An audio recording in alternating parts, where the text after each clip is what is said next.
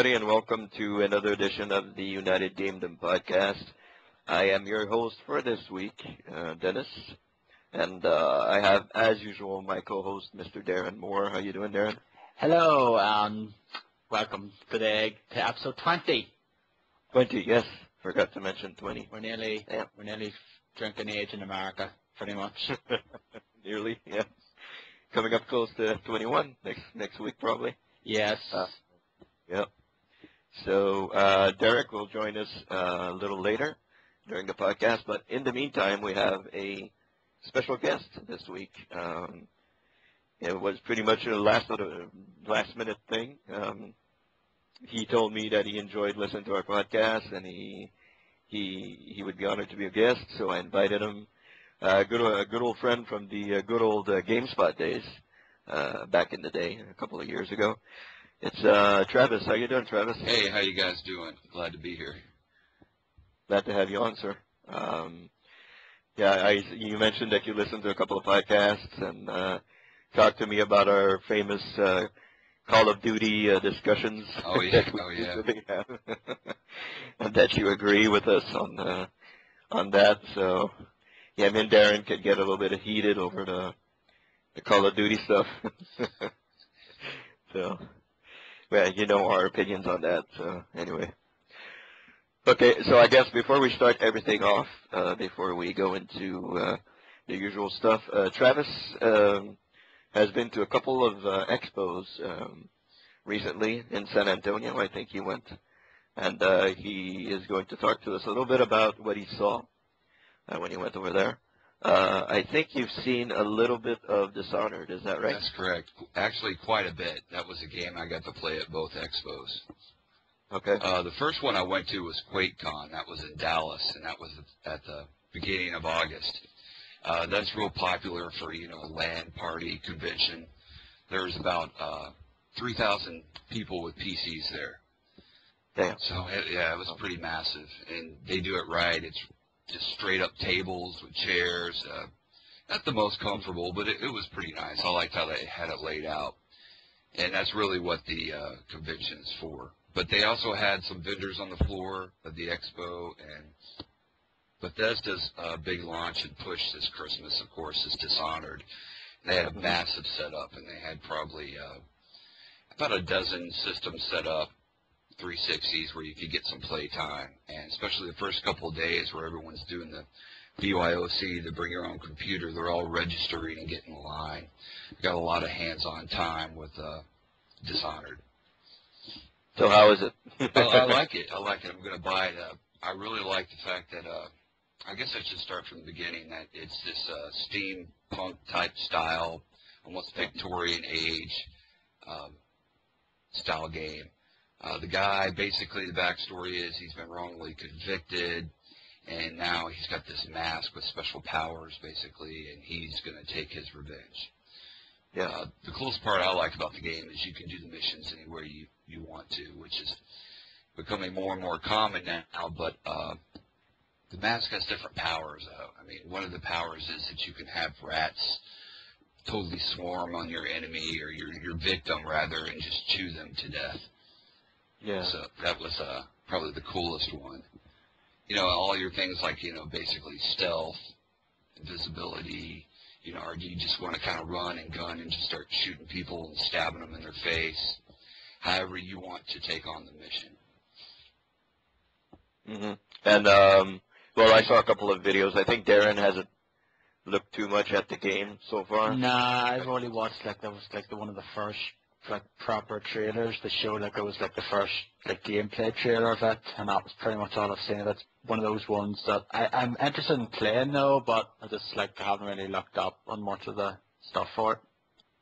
I've watched a little bit of the developer things that they've been putting up, and it looks really interesting, the way that you can go through.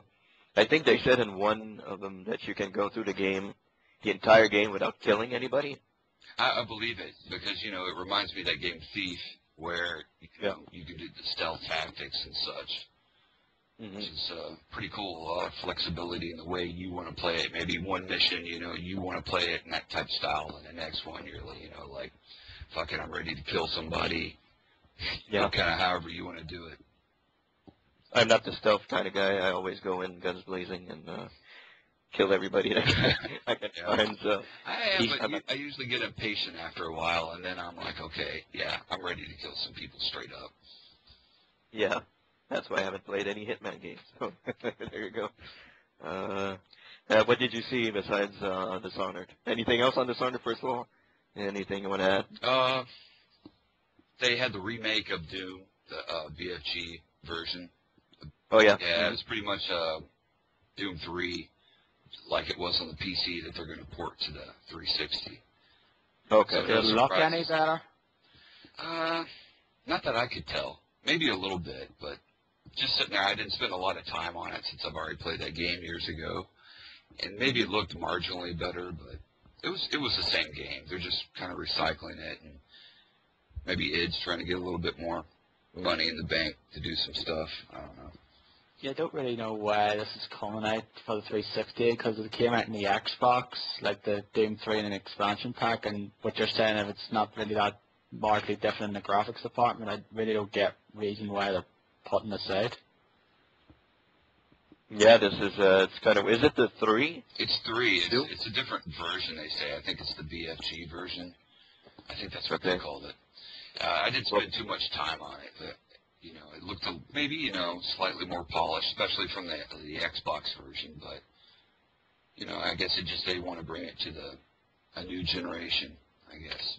Do some brand building. BFG means big fucking gun, so I don't know why they're putting that as, you know. I believe the first 2 Dooms are a part of the package as well, so yeah, you're getting all the Doom games pretty much, well, the trilogy, not like, you know, Ultimate Doom and Final Doom and all those various other miscellaneous packs now. Okay. But if it's on sale on Steam, I'll probably buy it. Yeah. That'd be a good offer, I guess. I already have it, so I don't really need an updated version. Anything else at the QuakeCon that you're interested in? That was pretty much for the games I played. They didn't really have a big expo area. Like I said, the focus was really BYOC, tournaments, which if I was to do it again, that was the first time I went, I would definitely bring my PC and go for the full 3-4 day experience. Okay. That's the way to roll there. Yeah, you have to play all the games, though. I guess you have to be pretty good at all the... Yeah, I mean, I saw some people get on stage who were, you know, just randomly called, who I would have been embarrassed for that performance.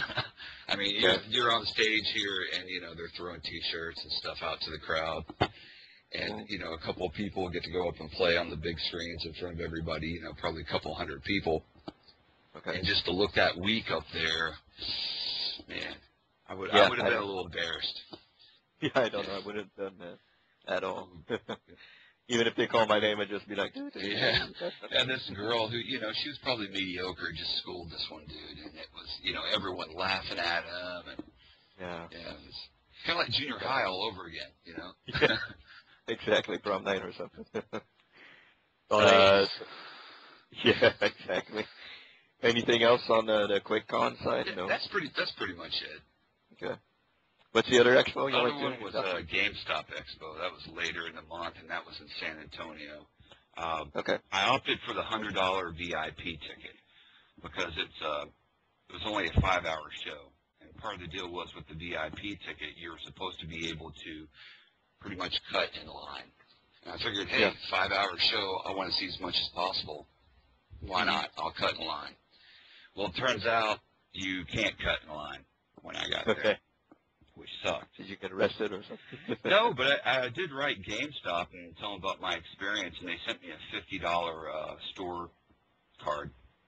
Okay. So I was really surprised they did that. So anybody listening, if you go and you complain and tell them, you know, about the VIP line situation, you may get yourself a $50 gift card.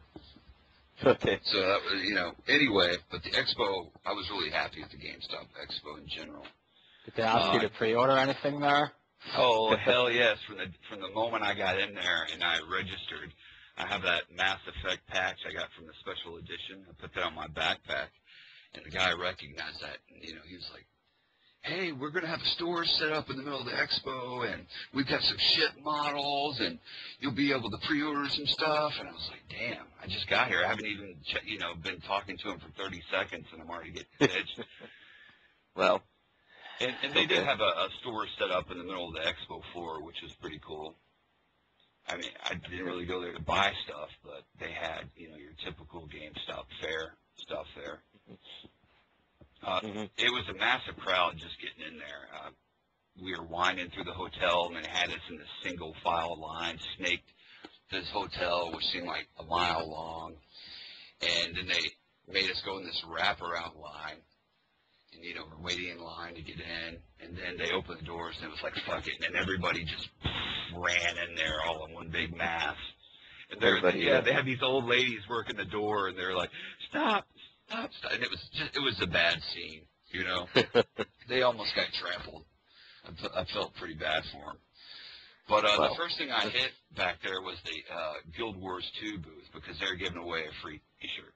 So I figured, hey, I want to get there early. I want some free T-shirts from this thing. Yeah. And that game's already out, but at the time I played it, it hadn't been released yet, and I was really surprised how good it was. Okay. I haven't got it, but if I had the time, I would consider playing Guild Wars 2. It was, I like the animation, graphics, gameplay. It looks like it's pretty well put together, so that was the first one I played. I have it though, but I haven't played a whole lot of it. So, but it is, what I play of it though, it is a very good looking game, and it does play well, but I just have a problem with MMOs. I just kind of get like bad and know at launch, I don't know when, and then just play them for like a couple of hours and then just never touch them again. Yeah. Yeah. With an MMO, it's all about the people that you're playing with.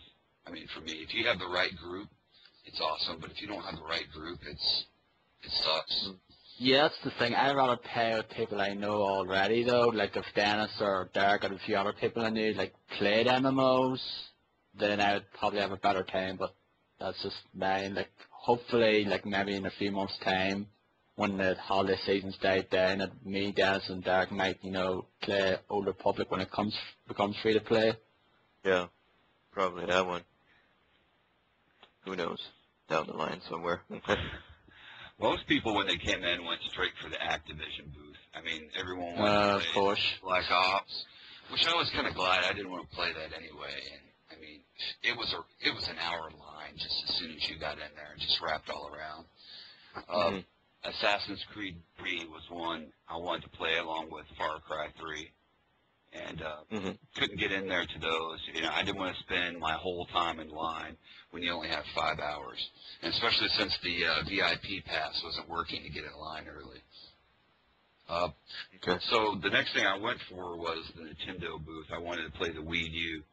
I have 2 small kids, and I'm considering getting that for Christmas. And I didn't know if this was going to be, the new gamepad, if it's going to be a novelty or it's really, a type of innovation. So I got over there and I got on it pretty quick. And one of the first games I played was the Donkey Kong's Crash Course. And I don't know if you've seen it, but it's set up kind of like an expanded old Donkey Kong classic arcade. And you're on this little, like, railroad handcart car. And you've got to go on these ramps back and forth, and I pretty much got tired of that in about 45 seconds or so. But, you're holding the gamepad, and it reminded me a lot of an iPad. I felt like I was playing a Wii on an iPad pretty much. One of the other early things that happened was the guy stopped me. He said, hey, can you take my picture with this guy? I'm like, sure, yeah, no problem. And it was Warren Spector. And he was over there. Yeah, he's the creator of the Epic Mickey, and I remember him for the Wing Commander stuff. So he was there. He was real nice and cool and taking some photos. Most people didn't know who he was, and to be honest, I wouldn't have recognized him had no one said anything. But that was cool. That was cool that he was there, and he was getting some fan feedback and chatting it up with some people. Their big game over there that they had set up was the ZombiU. Oh, yeah. That looked pretty good. This is where I really start comparing graphics to the 360, to the PS3. And I think, it may be marginally better, or slightly worse. I can't really tell. It's around on par with those systems. Will Okay. it be better in the future when the developers know how to, work with the system better? Probably, but Probably. when the new Xbox or whatever comes out, I don't expect it to. I don't expect the Wii U to be on that level at all. Those, Yeah, it's like they're one generation behind. So. yeah, most games, no, but like when you're looking at stuff in the launch lineup anyway, you know in a couple of years' time the games that come out are going to basically wipe the floor with launch games in the graphical department, like you said, when they know what the ins and outs of each of the system is, and like make sure they get the fullness, like the full power from the system. Like, remember the 360 came out and all the games of it were pretty much just up-res Xbox ports Yeah. in the Activision lineup, and then we've got like Gears, like Oblivion came out then, and then Gears of War, and like where it was heading then with like games like that now. Yeah, exactly. It's come a long way. Yeah. So did you have any hands-on time? I think you said the Donkey Kong thing? I played that Donkey Kong Crash Course, and 45 seconds into that, and I had enough. I mean, that looked like a mini game. Maybe that was just the mini game that was set up, but Yeah, I guess that's why I got into play it, because nobody wanted to play that. So. it's Nintendo. It's part of the Nintendo Land package, so it is. Oh, Nintendo Land. Yeah. Okay, yeah. The ZombiU, I did get to play for a little bit. That was all right. That wasn't too bad. The gamepad itself, has a screen on it. It had a map going on that, so that was kind of some extra information for me as I was playing. And, it was pretty good. Yeah, I didn't have, the experience I would want to have at home where I could really delve and get deep into the game and absorb it, because you've got all these people just waiting to play right at your back. And, you almost feel pressured, like, okay, I'm going to try to absorb as much as I can off this game because, 100 people are behind me waiting to play. It's basically a timed demo, pretty much. Yeah. Yeah, they start you in the middle of an area on these demos, and there's the Nintendo girls. They're set up. They're all uniformed, real nice, and kind of young, kind of cute, and they would help guide you through and tell you what to push and what the controls were, just to expedite your little experience and get you through. It's like, come on, hurry up, and let the others play behind you. But I did play some Nintendo Land. I played some other games besides that Donkey Kong game. And one thing I noticed is there's only one gamepad. So, like, with my kids, I can see there's going to be a problem of who's going to use the gamepad in the games, because the other players will have to just use the Wiimote.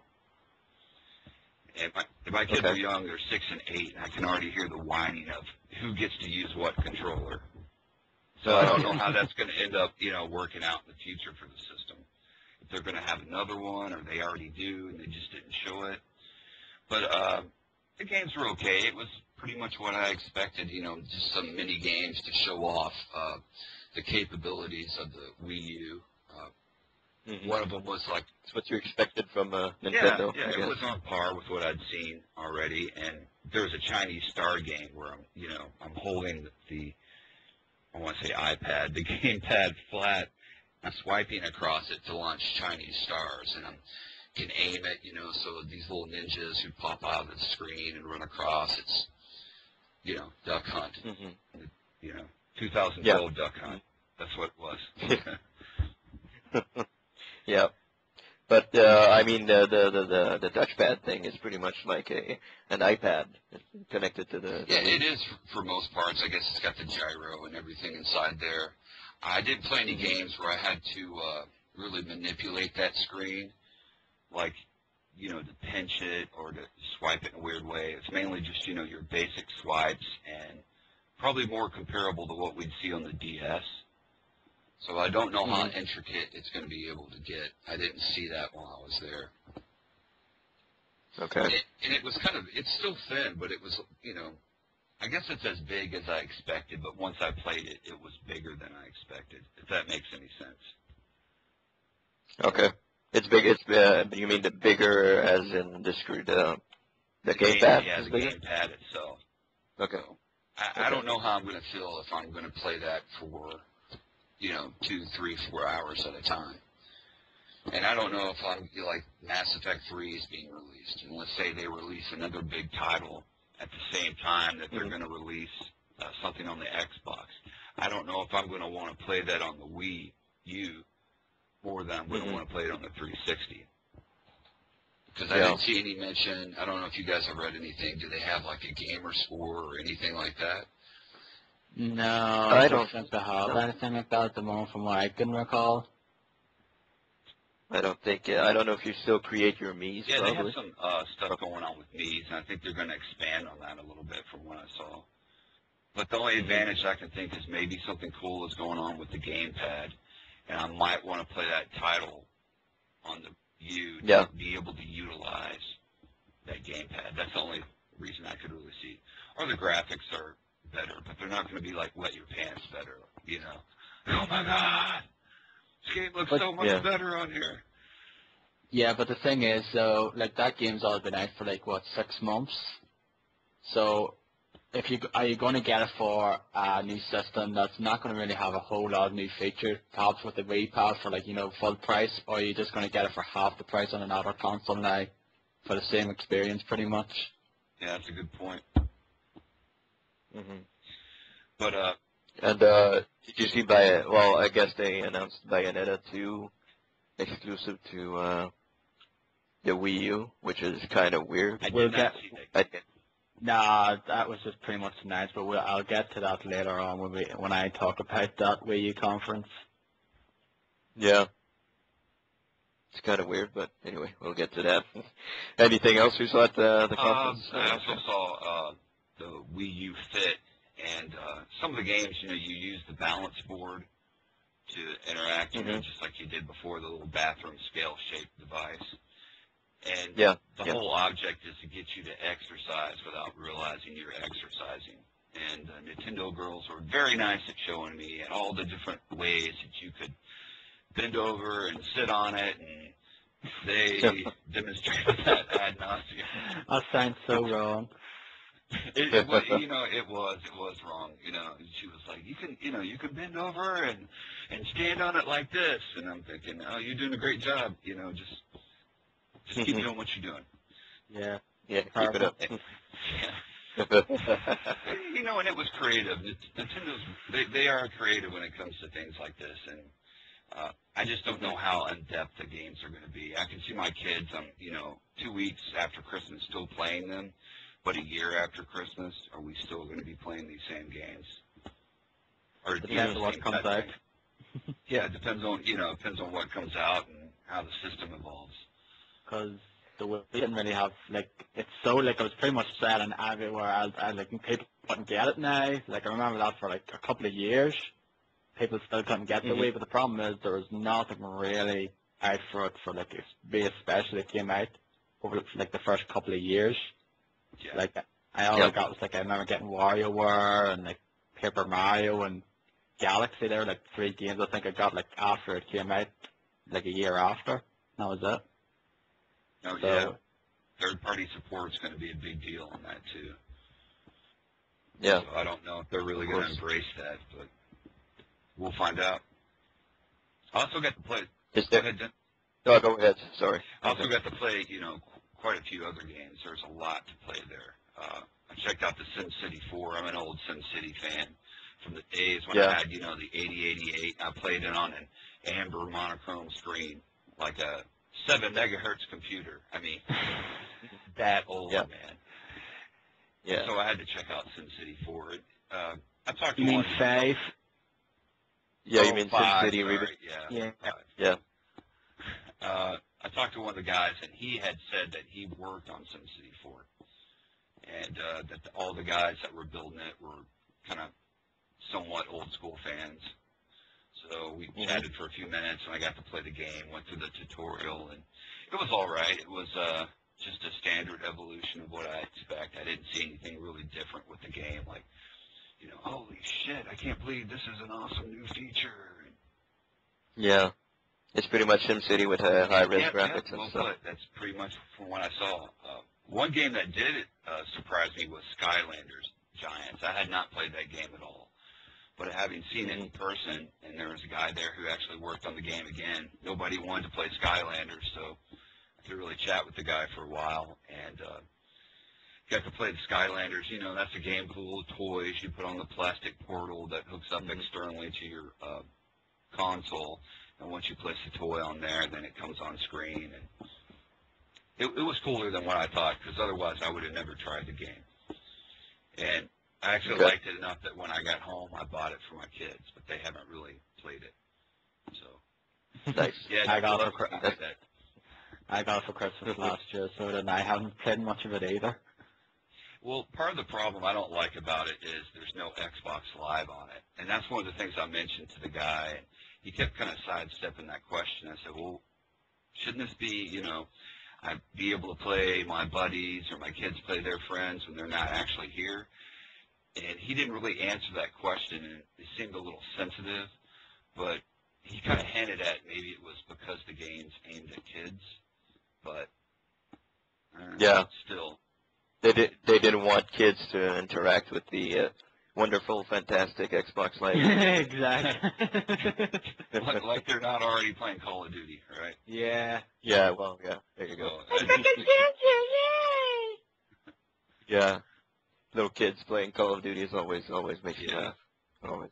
Yeah, the market's tied up, so Skylanders couldn't get in there.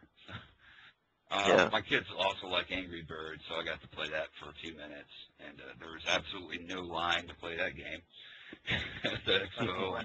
Everyone has it at this point, pretty much, well, except for me.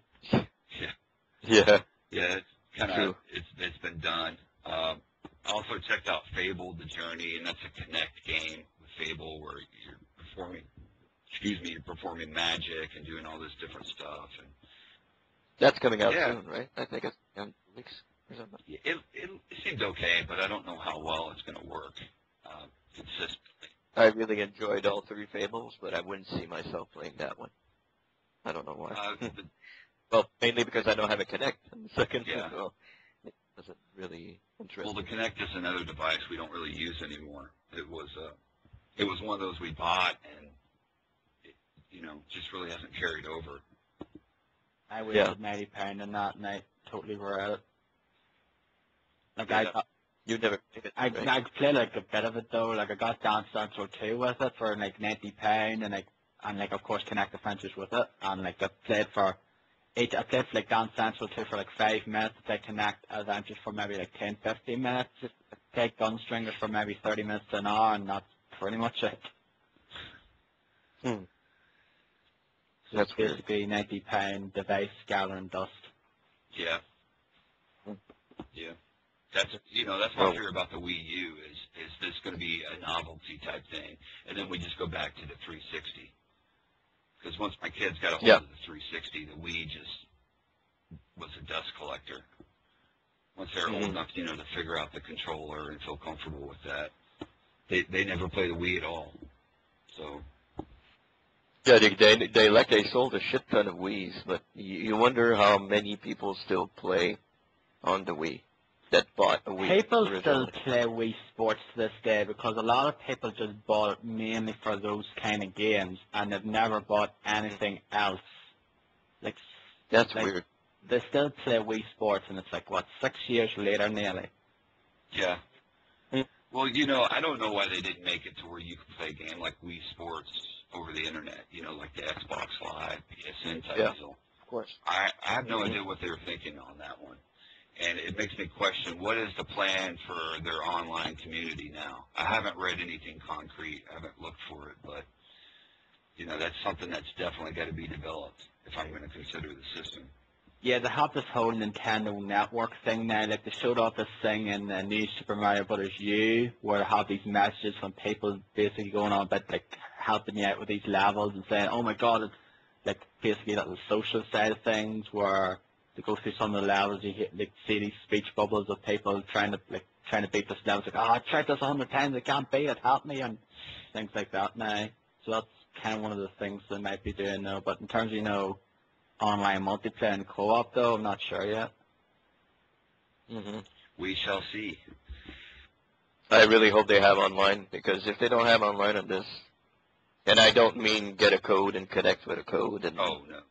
I mean, real online, you know, like. They'll probably still use the friend codes though, but lately the 3DS had the decency to just have the one code though, but still, just the username people, like really, like I don't like the friend code system. I think it's just kind of silly. Yeah, it's It dumb. seems dated to me. It reminds me of the old NES continue codes, you know?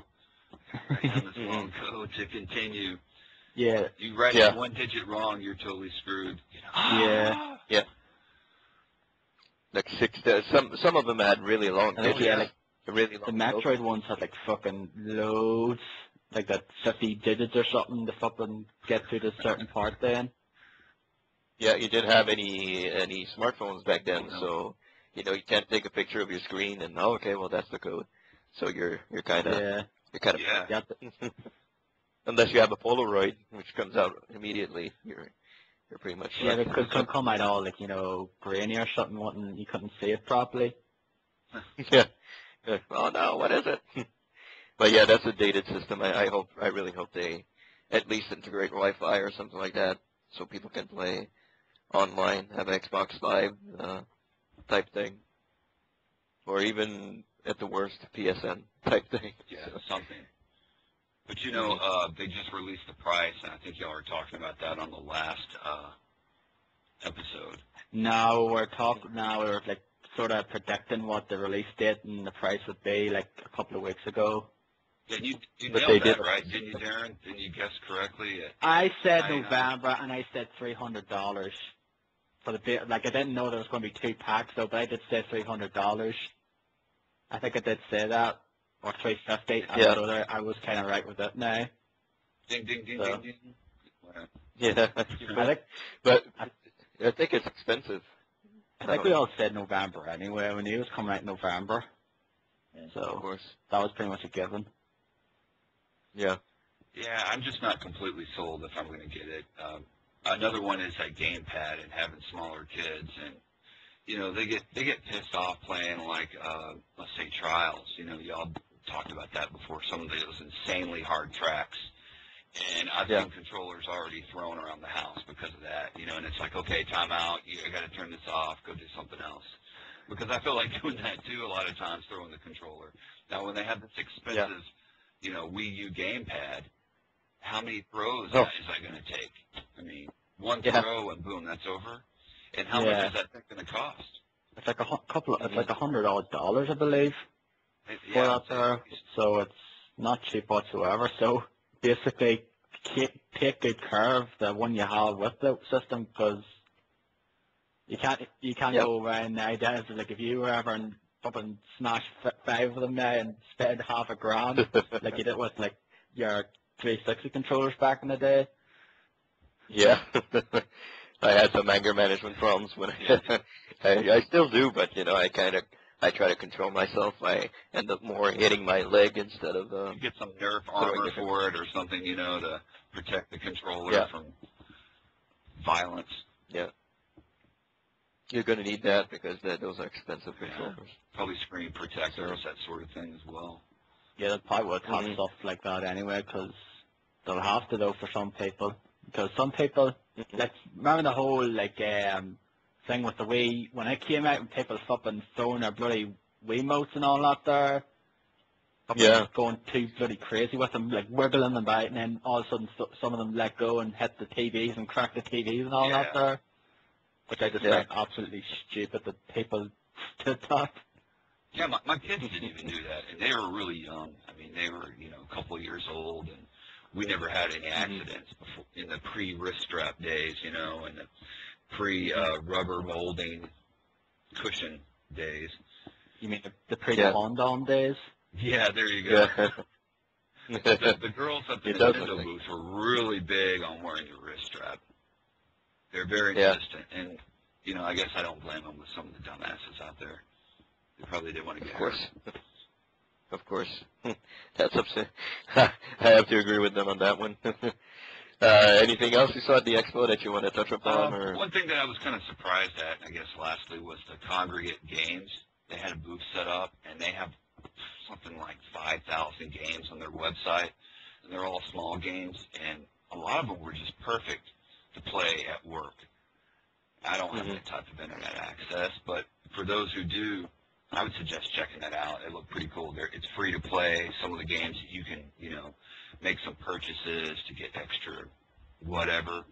And most of the games probably suck, but since there's thousands of games, there's probably a pretty good few that are standouts. And is it some indie stuff? They're tied in with GameSpot or GameStop. Okay. GameStop. Okay. And I think you can get to a link from their page or something. They're affiliated somehow. Well, that was pretty cool. It was a nice little one-stop. Hey, if I'm going to do something to game on my browser, that I might go there. I don't do that at home though. So, but it was worthy. And there's a lot of stuff I missed. I really wish I would have played Far Cry 3. It was kind of tucked back there among a lot of lines. And I think it had kind of its own long line, but that's a game I'm pretty interested in as well. I'm looking for. Okay, you like the Far Cry on your site? Yeah, I did get to play it at the expo, but as far as anticipation, yeah, I'm looking forward to checking it out and seeing if it's any good. Some of it looked a little cheesy, but they're going back to the island, which I think is a strong suit for Crytek to take that on. I'm good at that stuff. And actually, I did some bargain bin dumpster diving, and I got Far Cry 2. So I'm playing that right now in the middle of Africa. I'm trying to play through that, and then I'll pick up Far Cry 3 and continue on with that, even though it's probably not related in the least to each other. Nah, I don't think so. I'm not really fussed on Far Cry 2. Like I played like an hour or two of it. It's like nah, not into this whatsoever. One thing I do like on that game is that, I'm getting on a tangent, is that everybody is a bad guy. When I'm rolling up in the Jeep or whatever, I don't have to worry if I'm going to shoot friendlies. You can just waste everybody because everyone's out to kill you. It's kind of convenient, Just get on top of the Jeep and waste them. You don't even wait for them to shoot first. Or hey, maybe they were nice, but because I kept doing that, they're not nice anymore. Who knows? They're mean now. Like GTA. Yeah. It's like GTA. They can start running after you after you shoot a couple of people. No, that's so Far Cry. You're looking forward to that one? Yeah, I'm looking forward to that one. I haven't seen too much on it, and I'll wait for a review. I usually don't get games on launch unless it's like an Elder Scrolls game, or like you would be with a GTA game. Games that franchises I really am excited about. Stand out, yeah, like Borderlands 2 coming out. I saw a video of that with the. Go ahead. No, I said it would be basically next episode. We'll be basically talking a lot about it. Yeah, pretty much. What you said about the video? I saw a video of it with the PhysX chip on the PC, and it compared the regular version of Borderlands 2 with the PhysX card that you put in your PC, and just with the explosions and the interactions, and it's pretty amazing. Really, it made a difference in the game. Oh man, don't tell me that. You're gonna fucking bad now, aren't you? Yeah, it's pretty cool. You guys check that video out and see what you think. Wow, that's not even there. On the regular version, it doesn't even look like that at all. Yeah, they do pretty awesome stuff with. We talked about Sleeping Dogs a whole lot in the previous episodes, and what they do on the computer compared to the console versions. It's pretty fantastic. Yeah. I don't know if it's going to make me run out and get the card, but, it definitely looks cool. New video card, pay $500 for top of the line. That really pushed me away from PC gaming. I was a hardcore PC gamer for years, and just the price compared with the consoles, that's another tangent. Yeah. It just really pushed me away. Don't worry about tangents. We're used to. Yeah. Just keep rolling with it, huh?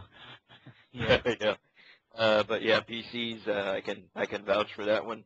When I bought my Alienware at the beginning of the year, well, in April, it cost me a pretty penny, but I do not regret my purchase whatsoever. That is a good feeling.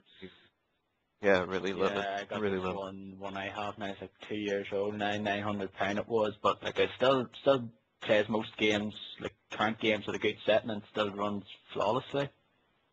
But like Mhm. I might get a new graphics card due course because I think the graphics card's probably like the out of date thing for it, but still runs well. Yeah, you have to change your GPU pretty often in these PCs. Oh yeah. So- And the Xbox is still running, what, 6 years now with the same graphics card? And the PS3 as well. Yeah, The and it's PS3. working well considering its age. It's really respectable how well that it works 6 years later. Yeah, that's true. It's surprising. I know. I still, other tangent here. I still have my original Xbox that I bought. And my nephew has it now because I bought a new one because, the original one is getting pretty slow with the new games. Like it was taking a whole lot of time to load and all that. But my original Xbox is still working, and my nephew is still playing on it. And since the day I bought it. 6 years ago now. I think you're one. I think you're one of the very few people I know of that still has their original 360. It still works. Yeah, I bought a used one, which was a mistake, and that thing just took a dump on me after about a year. So I have two Slims because as the kids got older, they started playing more and more, and it was interfering with me. Hey, get off! I'm home. Yeah. I'm ready to play. I've been at work all day. You've had hours. You've been home from school. Da da da. So we went to two, and we're just a real force of four over here with my wife. She's plays just a little bit, and then my two kids. Their big thing right now is Minecraft. And holy shit, they're deep into Minecraft. Yeah. They use your account. Yeah, do you've they? probably seen me on there. Yeah. Yeah. Playing Minecraft. I was like, man, Travis really likes this Minecraft. Yeah, you'll see me playing all kinds of stuff, and you'll be like, wow, he's playing that, huh? Okay, all right. At least it's something more current now, because I have a guy on my friends list who basically still fucking playing Dead or Alive 4, and it's the only game he plays, pretty much. Oh yeah, they're the same guy we were talking about yesterday. Yeah. Again, I just spent like when did that come out? I 3 years? started 2006, pretty much. Wow. The new one's out soon. It's out in a couple of weeks' time, though, so he'd probably get it, and then he'd be playing it for the next 5 years. And you know what? I'm pretty sure there's still people who play online on that game. I guess. Pretty sure. One of the things I do like about Minecraft is the four-way split screen, and the neighborhood kids come over. And, there's all four kids will sit down and play that, which is reminiscent from a bygone era. You don't see that too much. Everything's over. GoldenEye. Yeah. It's really cool to see the kids play like that. Yeah. That's one of the things I do miss, actually. Like, online gaming's cool and all, but, like, I do remember playing, like, games, like, I remember playing Conquer's Bad Fur Day multiplayer with my cousin. Like, we used to sleep over and play that, though, like, before wrestling pay-per-views and just have absolute blast. Mm-hmm. And, like, yeah, the good old days bygone. Yeah. I think do you have to split pretty soon? Yeah, I got a couple more minutes, and then I've got to go to the coal mine. Just tell us when they need me. All right, no problem. So just tell us when you're ready to split. Anything else? I think you went to anything else on the GameStop Expo you wanna? That's pretty much it. I mean, like I said, I couldn't see everything. One cool thing they had there was the Back to the Future 2 DeLorean. It was there, and it had the Mr. Fusion on it and everything. And that was a cool movie. I really liked it. I had the hoverboard in there. I had the sports almanac laying in the dashboard. Wow, flux awesome. capacitor was fired up. Everything was working. I know you guys like Back to the Future. I do too. Oh yeah, I love that. Classic. I get the bloody game, Dennis. So like. Yeah, I need to get the game. I really need to get the game. You should have got the GOG. I gave you the link for it. Like it was on sale there a few weeks ago. Didn't bother you asked, did you? I did. No, I didn't. I didn't. I should have, but I didn't want to subscribe to that. And it's not I don't trust them, but I got my credit card hacked not too long ago, and I'm kind of leery of giving away my number now. So with all the stupid crap that happened after that, kind of leery of putting my credit card out there if you want to. Yeah. So. Anyway, I think you went. Is it yesterday with your son? You went to an arcade. Oh no, that was coming up in November.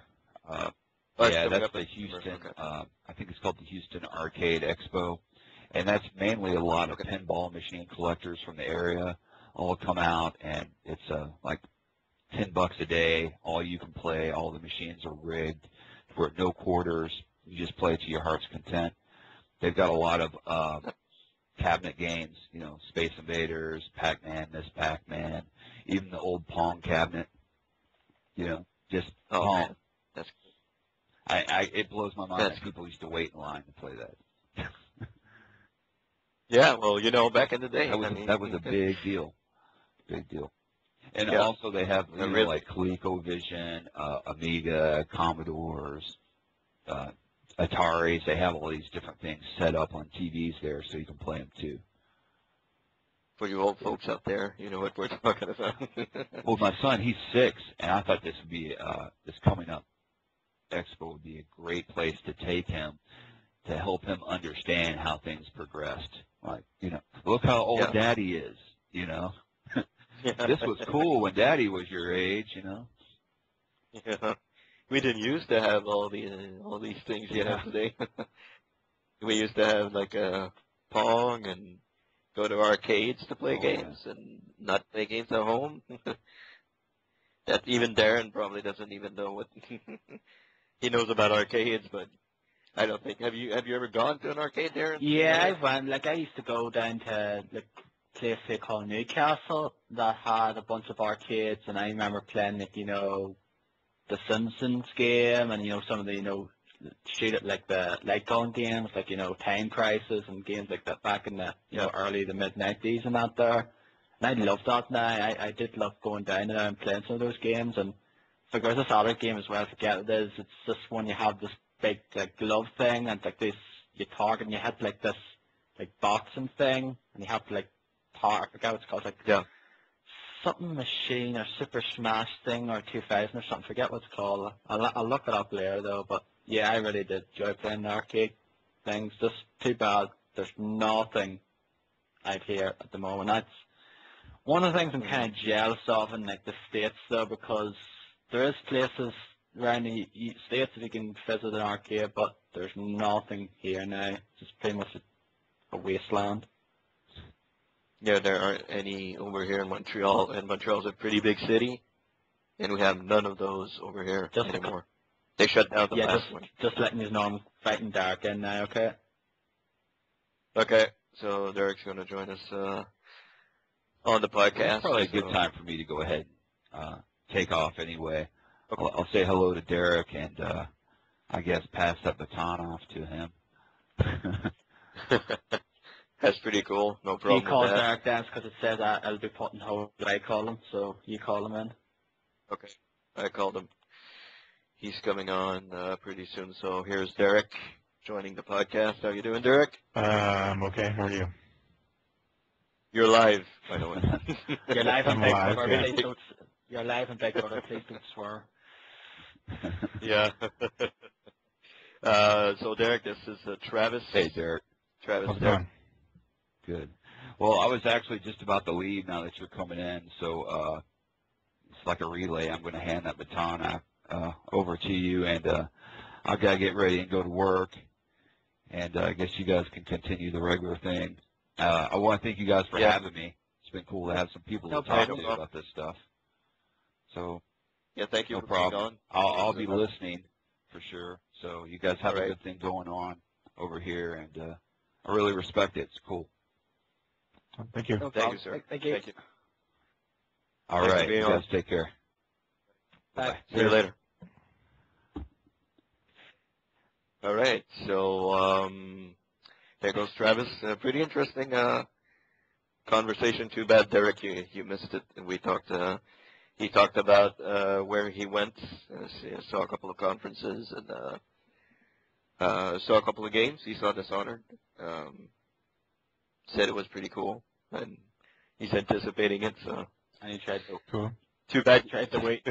Sorry, we went pretty early today, so Derek wasn't quite ready to join us right away. No, it's So yeah, we're at least an hour or more ahead of our usual time, and I wasn't expecting to be up until 2 in the morning last night. But sometimes, have people over and then hanging out and stuff happens. So life happens, That's how it goes. So I guess what should we talk about? A little bit of news? Yeah, I'd like to talk happened, a few things about the news. Like, you want to talk about the whole Medal of Honor Warfighter thing, don't you, with the whole Osama bin Laden DLC? Like, I didn't really read upon this. I just know about it, though, but I assume you read about it, Dennis? Yeah, I'll copy the link to you guys in the chat window right now. So, yeah, Medal of Honor Warfighter is supposed to be adding Bin Laden Hunt DLC in their quest to make the Medal of Honor Warfighter game feel more realistic, because I think I don't know if you guys read upon the news that they were using real gun models to in the game, like real life gun models are going to be included in the game. And now, since they want to make it a little bit more realistic, they're going to have DLC where you go fight, you go up against Osama bin Laden. So it's kind of that, as you can imagine, that got a lot of crap from a whole lot of people. So It's just like continuing what kind of this- crap? people, are kind of outraged against it, and I don't know. It's people don't really seem to be enjoying the fact that the army's going up against bin Laden or something. It's just this whole marketing spiel with EA are doing with this game to make it like more authentic, though. That's kind of one of the things that's getting sort of criticized for. Like, to make this game more authentic and using real weaponry, like real looking weaponry, this whole bin Laden hunt thing, and it's like, trying to make it more authentic though, and not, it's still gonna feel like a game where you're gonna get shot to hell though, and then just take cover and then you recover, respawn, and things like that though, so. Yeah. I don't see what the big deal is. I don't see what's so different about this than going after Nazis. Yeah. I agree. I wholeheartedly agree with you. I cannot see what the big drama is with this Osama bin Laden DLC. Because this is something that happened in our time. This is something more current, whereas the games we were fighting with Nazis, like we all know Nazis is long ago now, it's like 60 years ago, and that's probably one of the things that maybe, upset some people more than, playing a game fighting Nazis, which pretty much happened like, 60 years ago now. That might be one of the things, I don't know, but that could be the case. Yeah, it's just, I find it a little weird. I just wanted to put that out there, it's kind of news that, people went, why are they putting that in, it's too realistic for me, oh my god, And on the other side, as you said, Darren, you have the whole, it's realistic, you have real guns, you have Osama bin Laden, but still you get shot 25 times, you take cover a little while, and you recover, so. So it's based on a movie, Zero Dark 30? And it's a multiplayer map pack, it sounds like? Yeah, it says EA partners with Sony Pictures for DLC based on upcoming Zero Dark 30 movie. At least $1 million from sales donated to army charities. Now, I assume the Zero Dark 30 movie is all about this mission and the army, like the people who were undertook to assassinate Osama bin Laden, I take it now, is it? Mm-hmm. I think so, yeah. I think that's what it is. And there's another news story later in the week that says that a bin Laden operative reportedly consulted with the devs and on the Medal of Honor Warfighter to make the story more authentic. So, yeah, that's pretty weird. But you know, hell, I'll play. You know, I'm not really anticipating Medal of Honor, but the first game was, well, the reboot was pretty good. I really enjoyed it. I'm kind of looking forward to see what they do with Warfighter. So we'll see how it goes with I'll that. just rent it or something. Like I already rented the reboot one that came out a few years ago and just played the campaign, and I thought it was pretty good. So it was, but that's pretty much it. Yeah, it was all right. Touching upon a game that will be released in, counting them down, 2 days. Borderlands 2 DLC out October 16th. Actually, they announced the first piece of DLC for October 16th. Have you guys read up on the? I had no idea what that was. The Necromancer class, which is free to anybody that pre-ordered. Otherwise, it's $10. I think the name is the name of the character is Gage. I think. Yeah. Kind of a different name. Mm-hmm. Yeah, Gage. Yes. Okay. But it's a Necromancer. It's a character. Yeah, it's just DLC, a character. right? That's Character class, yeah. Like there's a 4 of them there already. Like the Siren, the Commando, the Zero, which is like assassin kind of thing. I forget what the other. The Gunzerker. Gunzerker, okay. Yeah, now, the Gunzerker. what class are you playing as? I'm gonna play as a class that shoots. I think all of them. All of them do that now, Dennis. That's pretty much narrowing it down. Not. Yeah, that's narrowing. No, I don't know. I'm really undecided. I have no idea what I'm gonna pick. I really do not have an idea at all. I'm gonna play as Zero. Yeah, I'm going between Zero and then the Siren. I forget it. Maya, the Siren. Oh, yeah. One of them two. I'm going to be playing as. So to me, they just look the best. Like the other ones, like Roland. No, I forget what the other ones. Like the fucking forget the names of the other guys. The Commando with the turret, and then what the hell's the Gunzerker's name? Yeah, I forget. I can't think. Yeah, I think that guy with the turret looks pretty cool. Like some of it, I looked at his skill tree, and there's like the very last skill. One of the 3 is you can shoot out 2 turrets instead of 1. Another one is you can, like when you drop it, it makes like a huge explosion around. Seems kind of cool. Mm-hmm. I think there's another one where you get like an extra gun on the turret. I don't know. He seems to be pretty good class. Yeah, that's probably the one that I will play. That's the one that they showed in demo on the Giant Bomb. Yeah, Quick look. I think that was the worst of all of those preview footage videos they released. Yep. Because that guy was just really boring. Yeah, he was fucking lame. He's like the creative director. Like he's one of the head honchos for the game or something. But I couldn't watch it after like 5 minutes. Like he just, to me, what he sounded like he didn't know what he was talking about. Yeah. Yeah, Jeff tried his darndest to make it, more interesting. Like he really tried, and that guy was just too freaking. Yeah. Oh my God, it was horrible. Sometimes Really those horrible. quick look AXs work, and sometimes they don't. Most of the times they do not work, in my opinion. Unless it's Double Fine or Harmonics, or the Cards Against Humanity guys. It's pretty much, they don't work. They do not work at all. Those quick look EXs. Not in my opinion. Yeah. Did you guys watch? Even worse than watching. I was going to say, did sorry. you watch the IGN stream? They had a 2-hour stream with Randy Pitchford and then a couple of guys from IGN.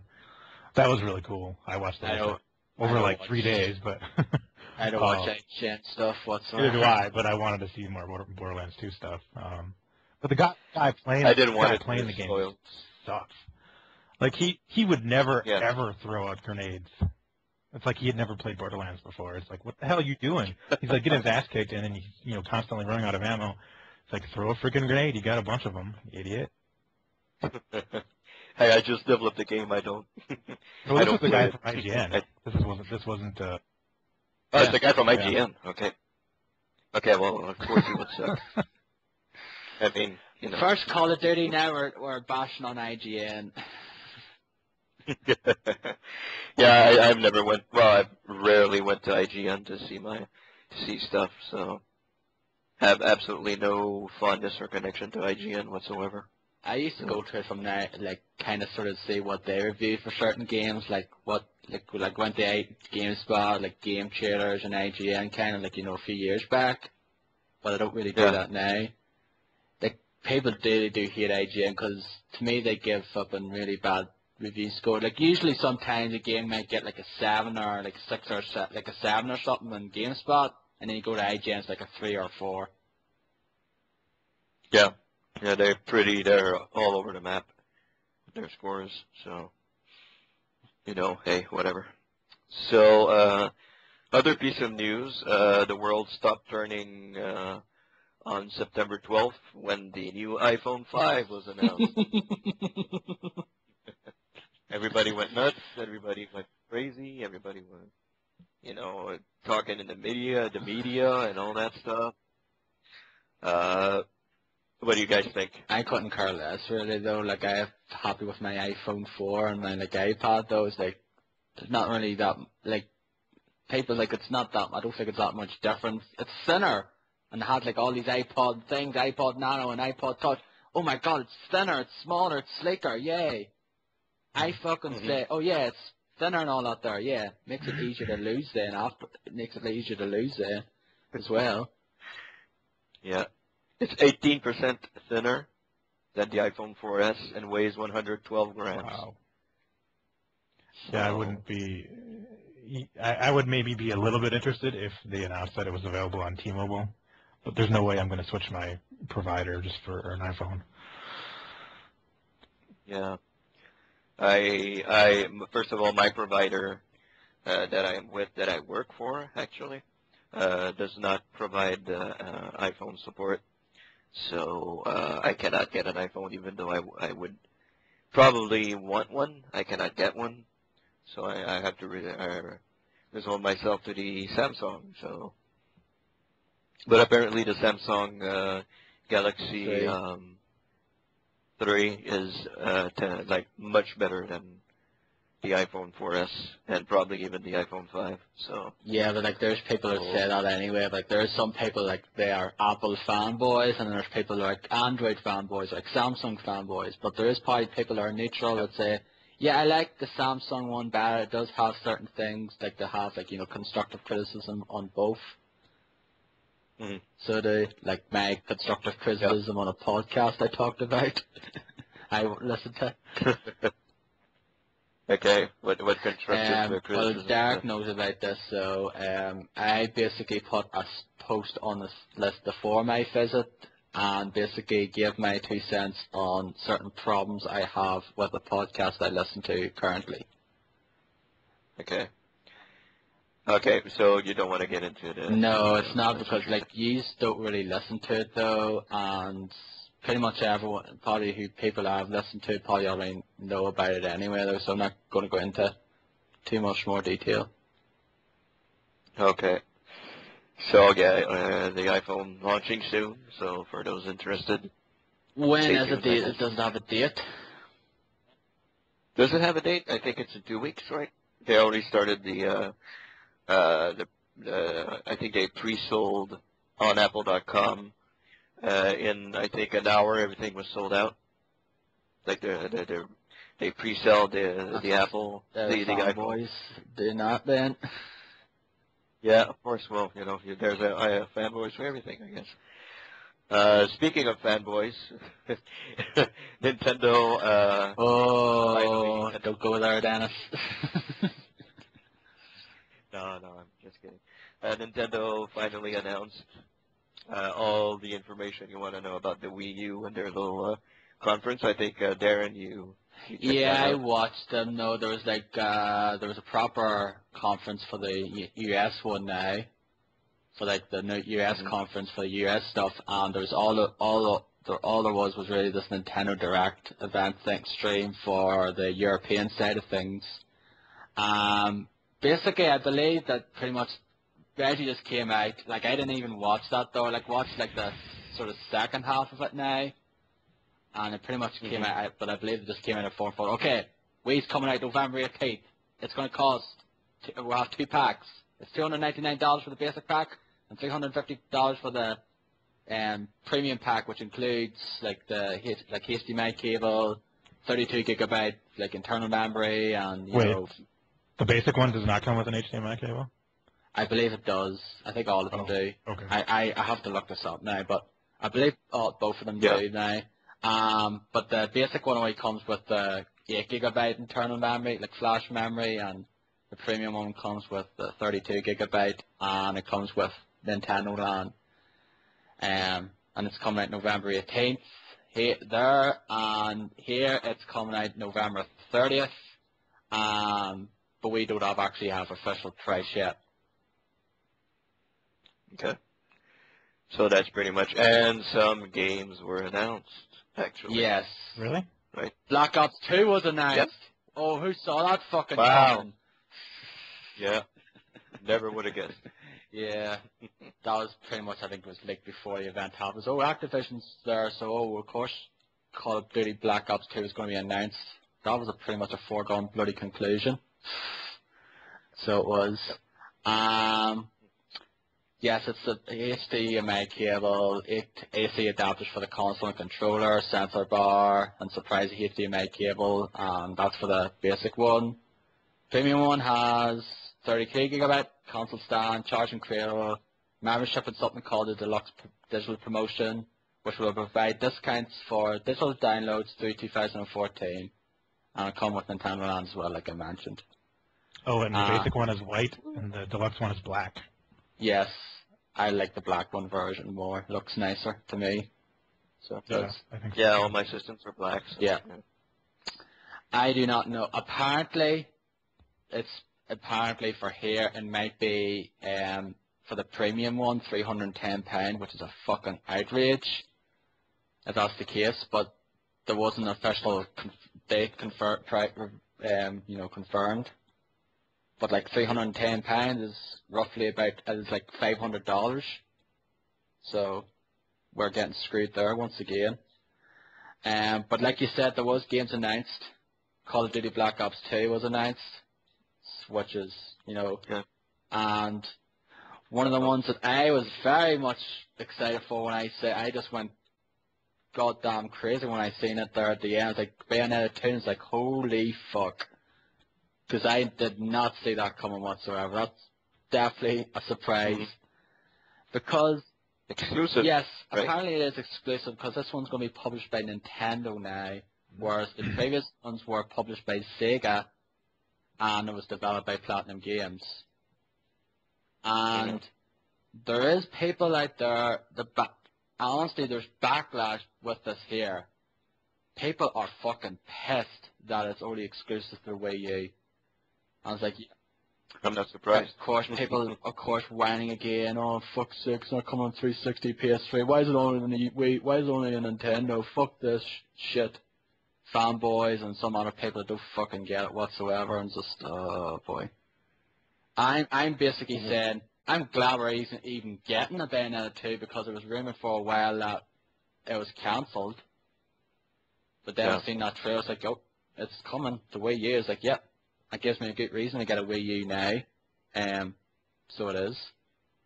And like they showed stuff, they showed like this Metroid, like little wee mini game for Nintendo Land, showed some more new Super Mario Brothers U stuff, ZombiU, and like they pretty much have a list. Apparently they're supposed to have 50 games coming out between now and like March for like launch window, and like which includes like there's third-party stuff like Mass Effect, Batman, and a few other games like FIFA, like some of the typical ones you'd see in every console now. Call of Duty. Pikmin. ZombiU, Pikmin, Wonderful 101, Lego City Undercover. Yeah, some of those games, yeah.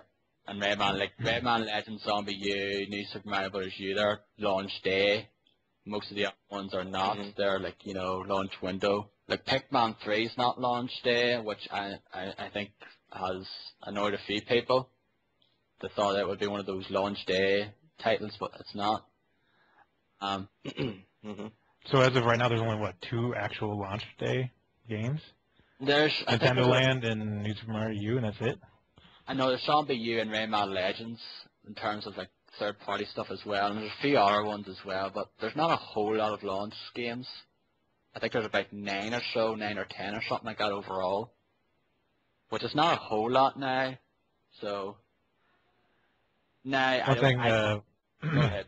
I was gonna say you can't buy a second gamepad yet, at least in America, or even at launch. They say that they will not release it for sale until they have games that support 2 gamepads.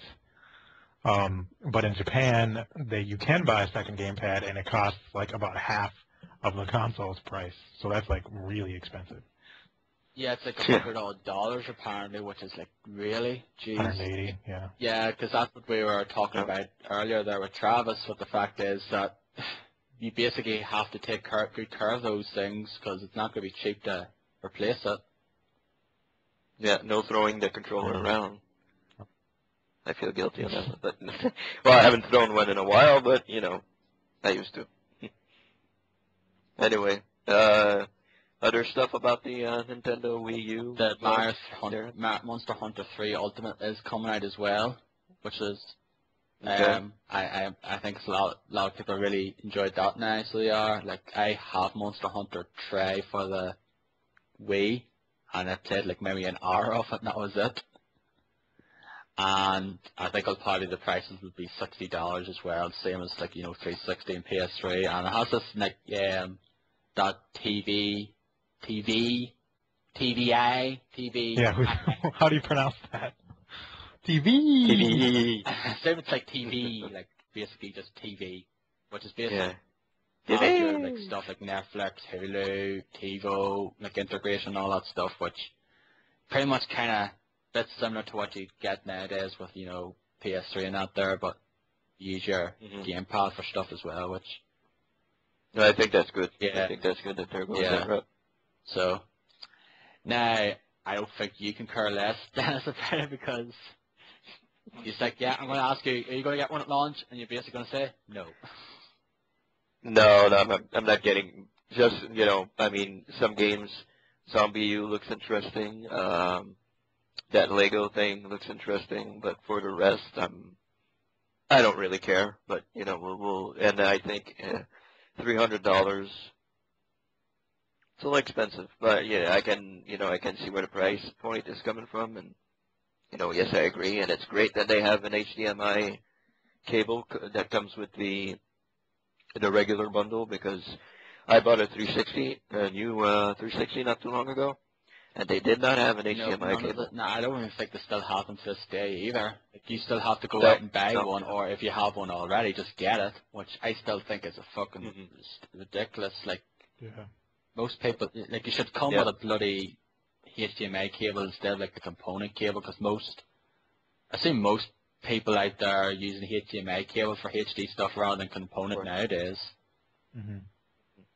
So a big bravo to Nintendo for including HDMI cable with the bundle. Does the regular bundle come with a game?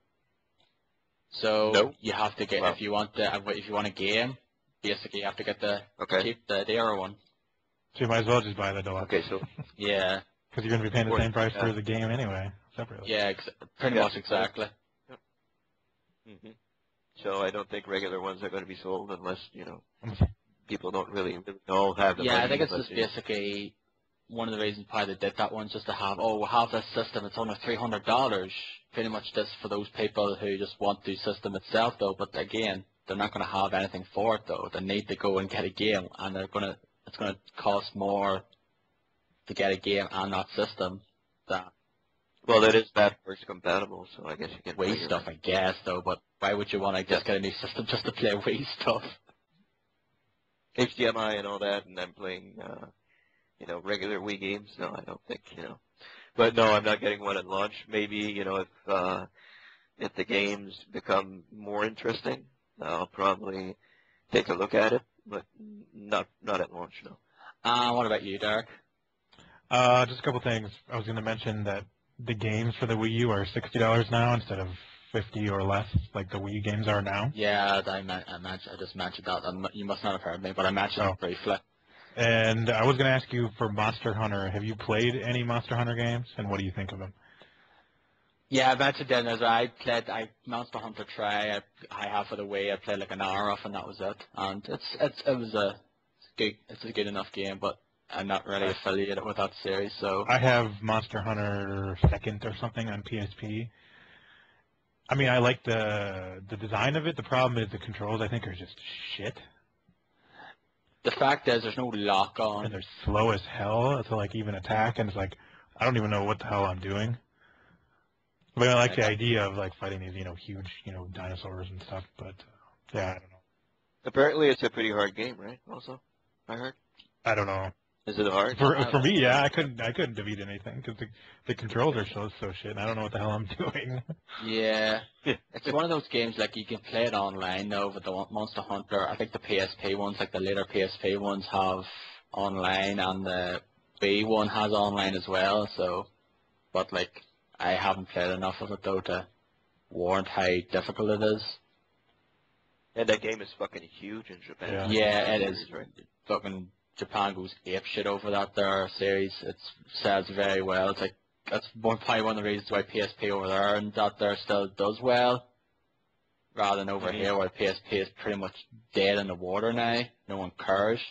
And Xbox is dead over there. Yeah, but like again, like the Vita stuff at the rate it's going seems to be dead in the water at the moment as well because there's nothing out for it. Mm-hmm.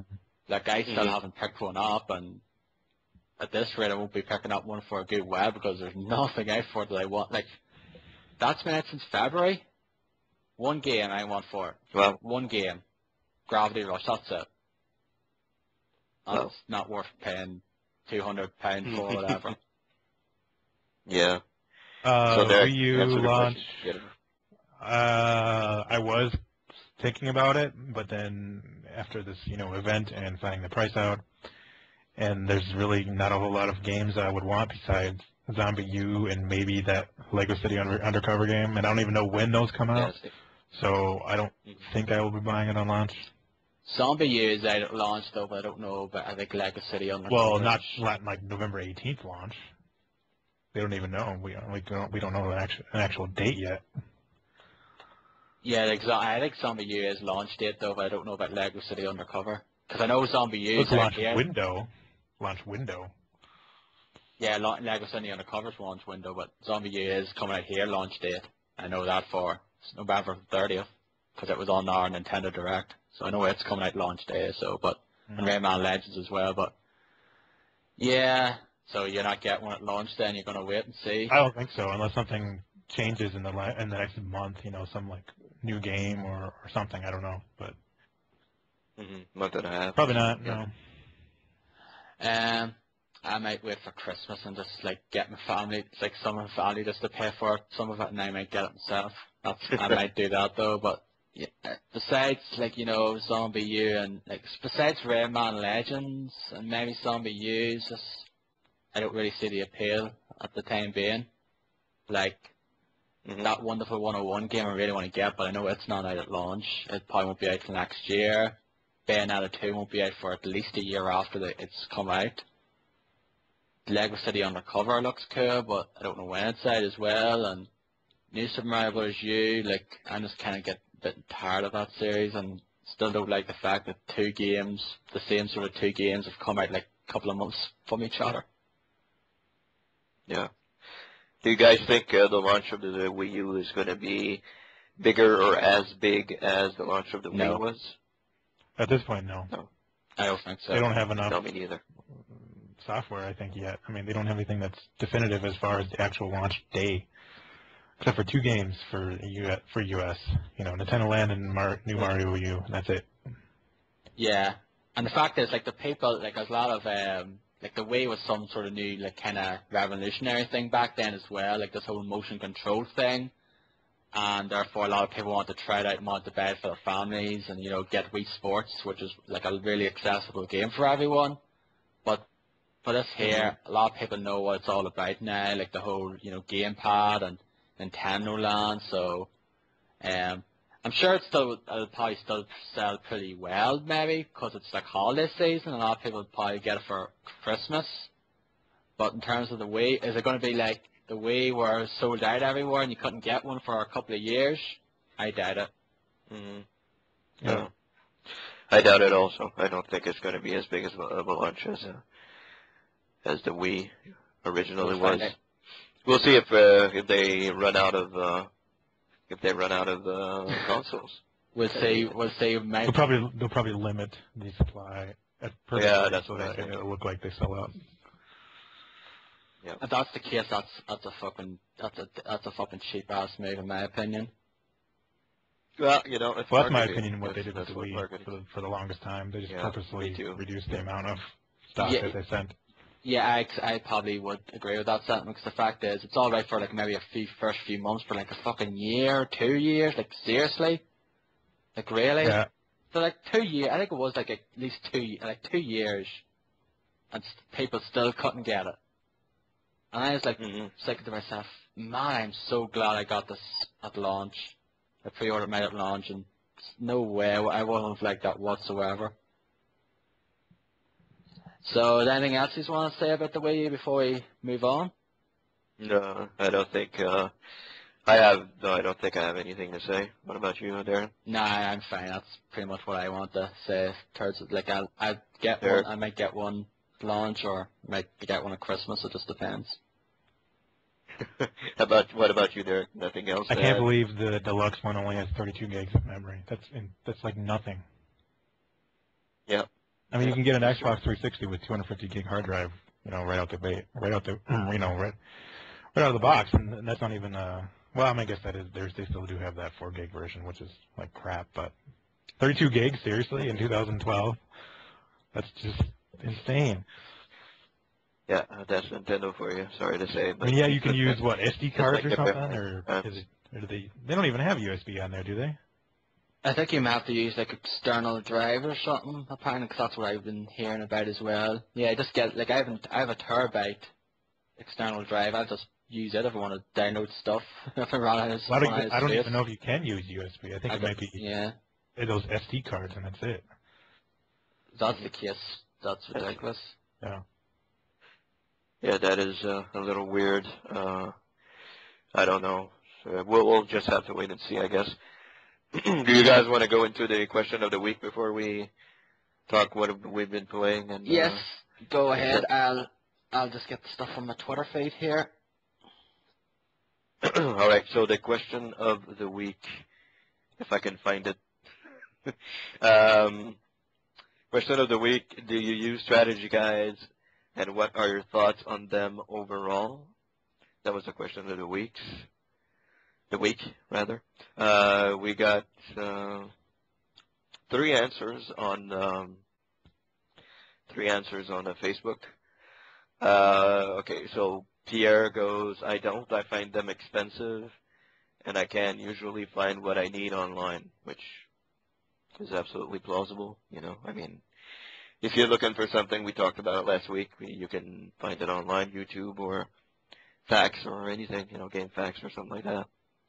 So I think people were confused.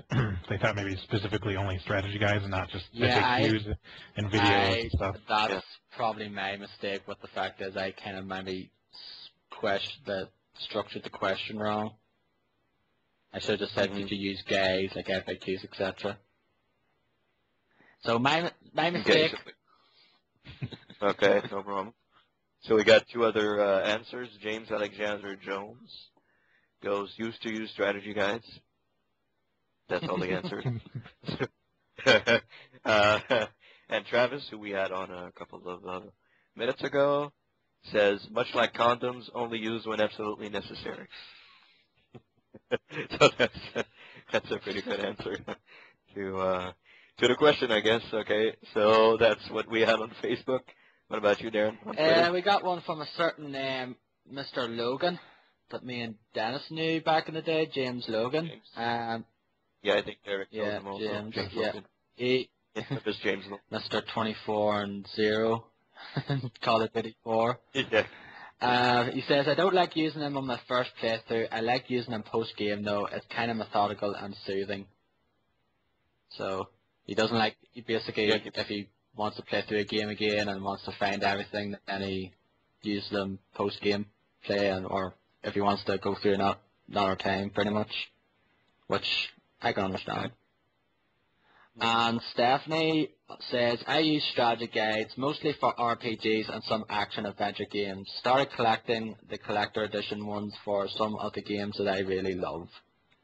Which I tend to do that as well, mostly for RPGs, and get a few of the collector edition ones as well, which are quite nice, like, you know, hard covers and that.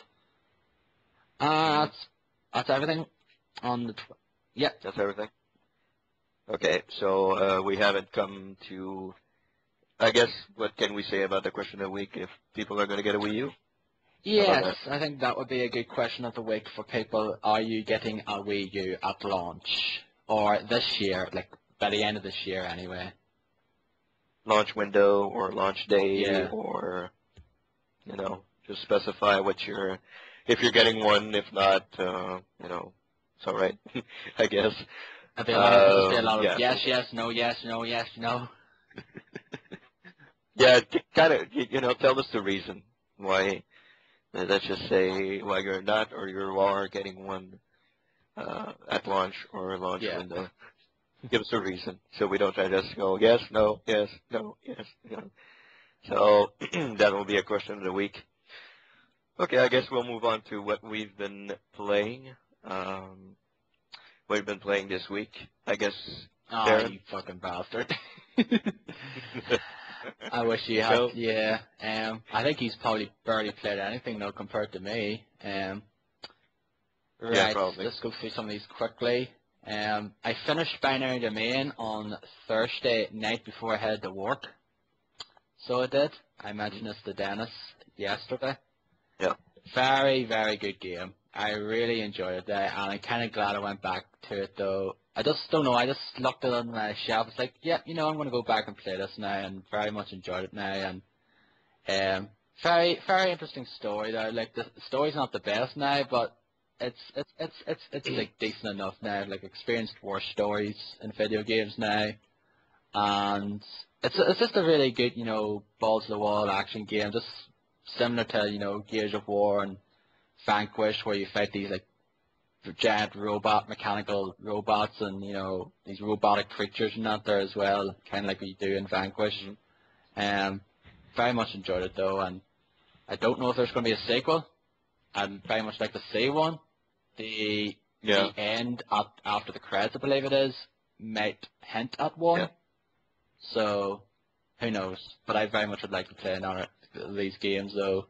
So That game is still expensive here. Like I'm looking at Amazon right now on 360 and PS3 is $34. Best Buy $39.99. It's like, are you kidding? That's Wow, really? What about Steam? Well, I'm not gonna buy it on PC. It's probably it's been cheap, I know, on PC. So yeah, that goes on. It'll probably be a holiday sale item, I bet, like Black Friday or something. Yeah, I hope so. You should pick it up because it's fantastic. Yeah, I will. Very good game. That was very enjoyable. Like if you like those, like, you know, cover shooters, though, like Gears of War or whatever, it's a good game indeed. Not really, but I like robots, so. Yeah. Just so you fight robots instead of the Horde and not there, but it's a good game anyway. Well, you know what? On Steam, it's $40. Oh, okay. Wow. Which is goddamn surprising.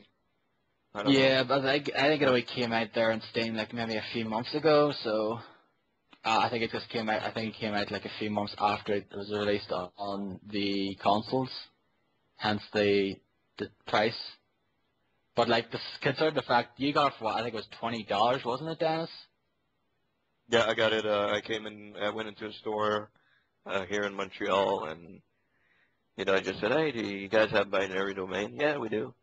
"How much is it?" "Oh, it's $20 on sale." I said, "What?" "Okay." Yeah, that was like right when it came out too.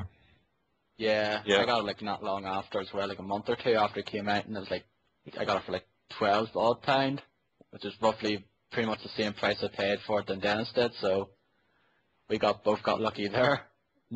North America, America's still getting screwed.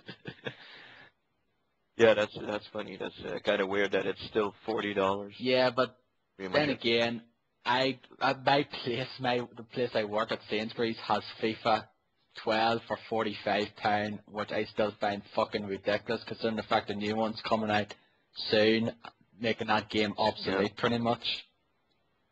Mm-hmm. That's yeah, but like that's really not the best place to get games. It has Max Payne 3 at £25, which I might get. So I do with my. Never finished that game. I might get it. It's £30 on the demand, which I might still get it on that because it's cheap enough as well. If it was £40, forget it. I went back into Theaterism Final Fantasy, so I did. I don't know why. I just decided to play and download a few of the songs. Were you going to say something there, were you? No, Okay. no, go ahead. I downloaded a few of the DLC tracks and played a few of them, and I'm getting rusty at this game now because I cannot. Most of these tracks I can't finish on Ultimate now. I just lose it all of a sudden, just fuck up and just fail easily then afterwards. Just, oh man, annoying. Still an awesome game though. It's definitely like end of the year. Expect if end of the year video, I'm going to do an end of the year top 10 video. Expect to see that on it easily. Professional Layton in the Spectre's Call. I'd actually like to basically correct myself from last week because I actually said Professional Layton and the Elysium box. And when I meant Diabolical box, I don't know why I fucking said that last week. It was stupid of me. I still really enjoy that game now. It's just a very good game now. Enjoyable puzzles and very nice, music and art style to it. Me and Dennis have been playing a few games together, including DJ Hero 2, isn't that right, Dennis? Yeah, we've been after watching. I watched the Giant Bomb Thursday Night Throwdown that they did, and they played some DJ Hero 2. They were supposed to play 1 and 2, but they only ended up playing 2. And I said, well, I should get back into that. Kind of enjoyed that game, so I asked Darren, you want to play some DJ Hero 2? I know he had the turntable, so yeah, we played a little bit of DJ Hero 2. We were pretty much equal. I think we did Star Battle, one against the other, and we're pretty much, I'd win some, he'd win some. It's pretty much equal. Yeah, we played 4 mixes last Sunday it was, wasn't it? And we basically was 2-all that I won 2 and he won 2, and then we played 2 mixes there last night, and he beat me in both of them, but barely. Yeah, barely. I was like barely 3-2 for both of them. But the marks is like the thing as well. Like he's like I just beat him by a tiny bit, and he just beat me by a tiny bit. Yeah, that's true. But it's I find it kind of, because it's I enjoy the game, but I find it kind of weird that it didn't sell well. Because it's still a pretty enjoyable game. I don't know why it didn't sell that great. I could say one of the reasons why is that it's not as successful. Like some people wouldn't like that. They wouldn't really the whole DJ market thing, the whole DJ scene. I don't think would be like popular for some people, and rather get a plastic guitar and pretend they're rocking out to something more on the drums or something. Now, that's one reason now. And yeah, that would be different from being a DJ, of course. But I enjoyed it. I enjoyed the sessions we had. I even ended up buying some DLC, which is kind of weird. But yeah, still a pretty good game. What else did you play today? I also played some Trine 2 as well with yourself as well, didn't I? Yeah, we played some Trine 2 yesterday. Got back into that gorgeous looking game. I think we're pretty much close to the end. Yeah, I have 3 more levels to go. So I do. Yeah. 3 more levels. So I go ahead. Yeah, fun game. Very enjoyable game indeed. So it is. Just we did that level yesterday, and like when it opened, I was like, I just went, holy shit, that looks gorgeous. Yeah, the one with the yeah, water on the and beach, all that. pretty much. It was like I think it was called Sea Rock Castle. Good God, that was beautiful, gorgeous game.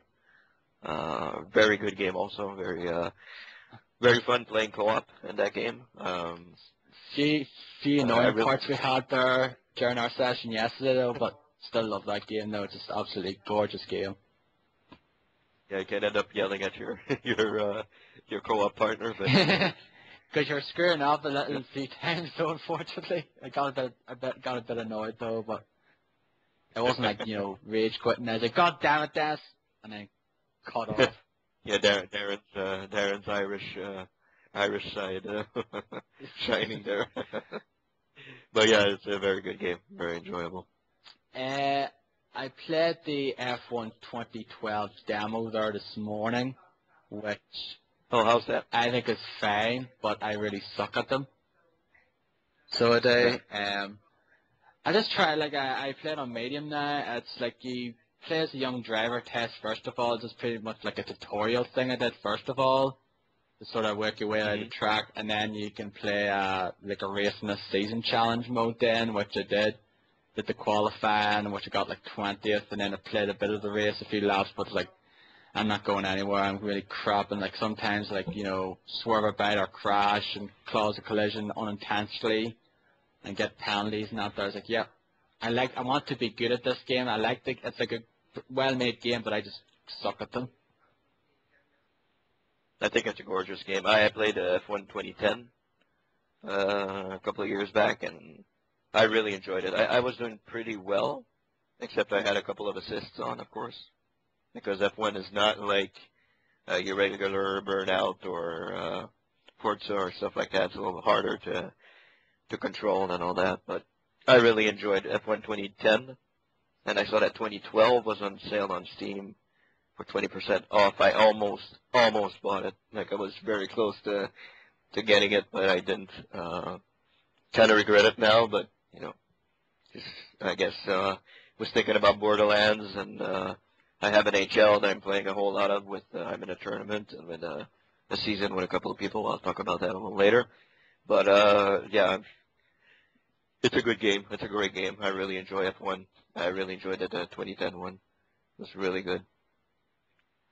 Any other things you were playing, Darren? I think one more here. I played the trial of Joe Danger 2, that Joe Danger the movie that came out there on Friday, I believe.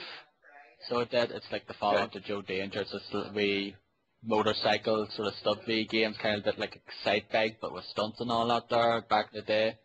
Yeah. But this one's like you're more like doing these wee movie set things now. Like this first one's like Indiana Joe. You're in this like mine cart though, and you have to get these little like, stars and all that there, and go through the little tracks there, and pull stunts off while you're doing that stuff like that as well. So it's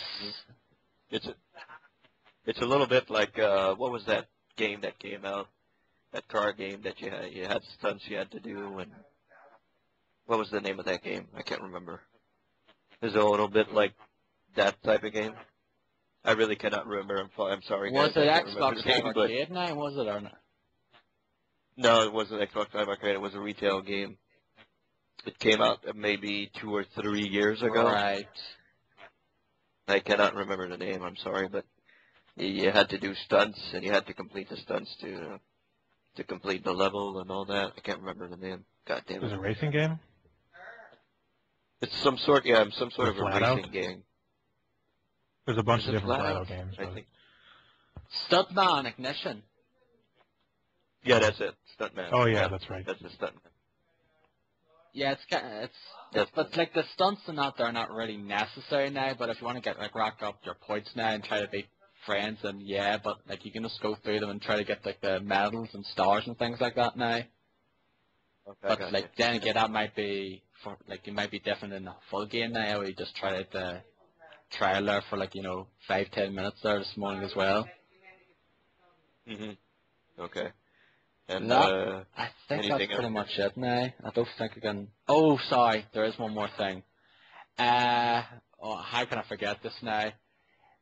Des knows that I watch a series that we both do called Escape from Mount Stupid on GameSpot UK, done by Danny O'Dwyer, who's Irish. Like, well, he's Southern Irish, I'm Northern Irish, so that's what we're saying, we're Irish nonetheless anyway. And he does a series that pretty much goes through the finer details of certain series or whatnot now. Like, he did ones for like Metal Gear, he did like one on StarCraft and Zelda, and he did one there this week for point-and-click adventure games. And watching it though, just basically inspired me to go and fetch out to play. You know when I want to play again? I haven't played in years. I absolutely love the game. I want to play Curse of Monkey Island again. Oh, I thought we were going to say Leisure. I've never played a Leisure Suit Larry game. Actually, no, I never did. Not even the Xbox one that came out a couple of years ago? No. There's a few of them. It's like Magna Cum Laude or something, one of them ones, and like Box Office Bust or something. That was another one that came out in the 360, which I heard they're pretty terrible. Yeah, I bought Magna Cum Laude, and I played it for about 15 minutes and said, fuck this game. I never touched it anymore. Yeah, it's pretty shitty. Speaking of Leisure Suit Larry, the podcast that I listen to actually has the guy that created that series, or one of the guys who created that series, on it this week. Hello. Really? So, basically a little plug there for the All J Gamers podcast, so if you're interested in that, check it out. But yeah, I never played any of those games now, so I haven't. But I went back to want to play Curse of Monkey Island. Then I looked online to see they can play it on the iPad. So I finally jailbroke my iPad. I figured it out there after so long. Because there. So what happens when you plug it into your PC after you jailbreak it? I do not know. Oh, that. Yeah. Yeah. Look at that. Just put the name on there. Nah, I was actually fine. The reason why I didn't realize it was before is the thing is, they open that file thing up and the whole thing extracts. There's a folder then that actually pops up on the case you saved. That file was as well. So I saved that thing onto the desktop. Therefore, there's a folder there. That was my problem before. I didn't even realize that. So I just had to open it, and it was all fine there. And then cracked it open, and then just like figured out what tools do I need here to. I need Scum VM to play it. I need this here thing as well to this software called iPhone Explorer to extract the Curse of Monkey Island stuff, the files, onto the proper folder now to play it on. And I've done all that and worked perfectly. So I did, and I've been playing some of it as well, and I still love that game. So it's just a very good game. It's the first Monkey Island game I played, and I played the first one, the special edition one, but I really enjoy this one though. I love the animation, I love the humor, just a very enjoyable game. Have any of you ever played Curse of Monkey Island? No, I haven't. Okay, you're missing out. Yeah, I know. It looks pretty good. Yeah.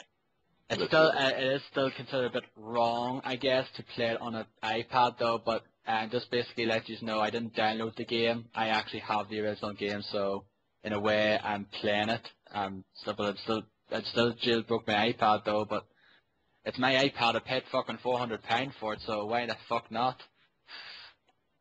Yeah, by the way, the United Gamedom podcast does not endorse jailbreaking your iPad. Do not do what we do. That's rich coming from you.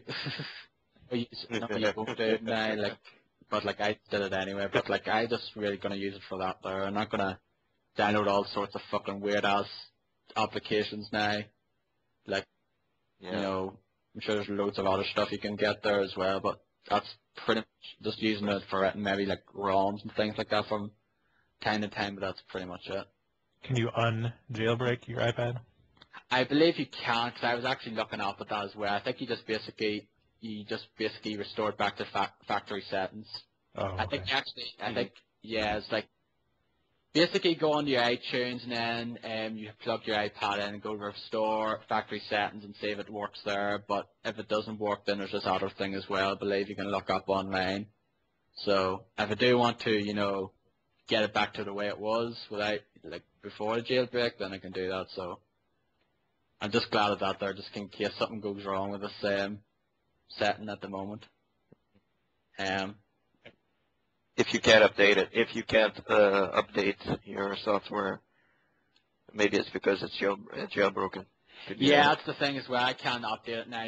Whenever it updates again, I'm gonna have to like unless it's like a big update though. I don't really care though. Like I don't really care. Like it's something that is like essential or something. Like oh yeah, I want this cool little tweak or feature here now. I'll basically have to restore it then and update it to that setting and then for jailbreak version of that jailbreak system for that updated version then.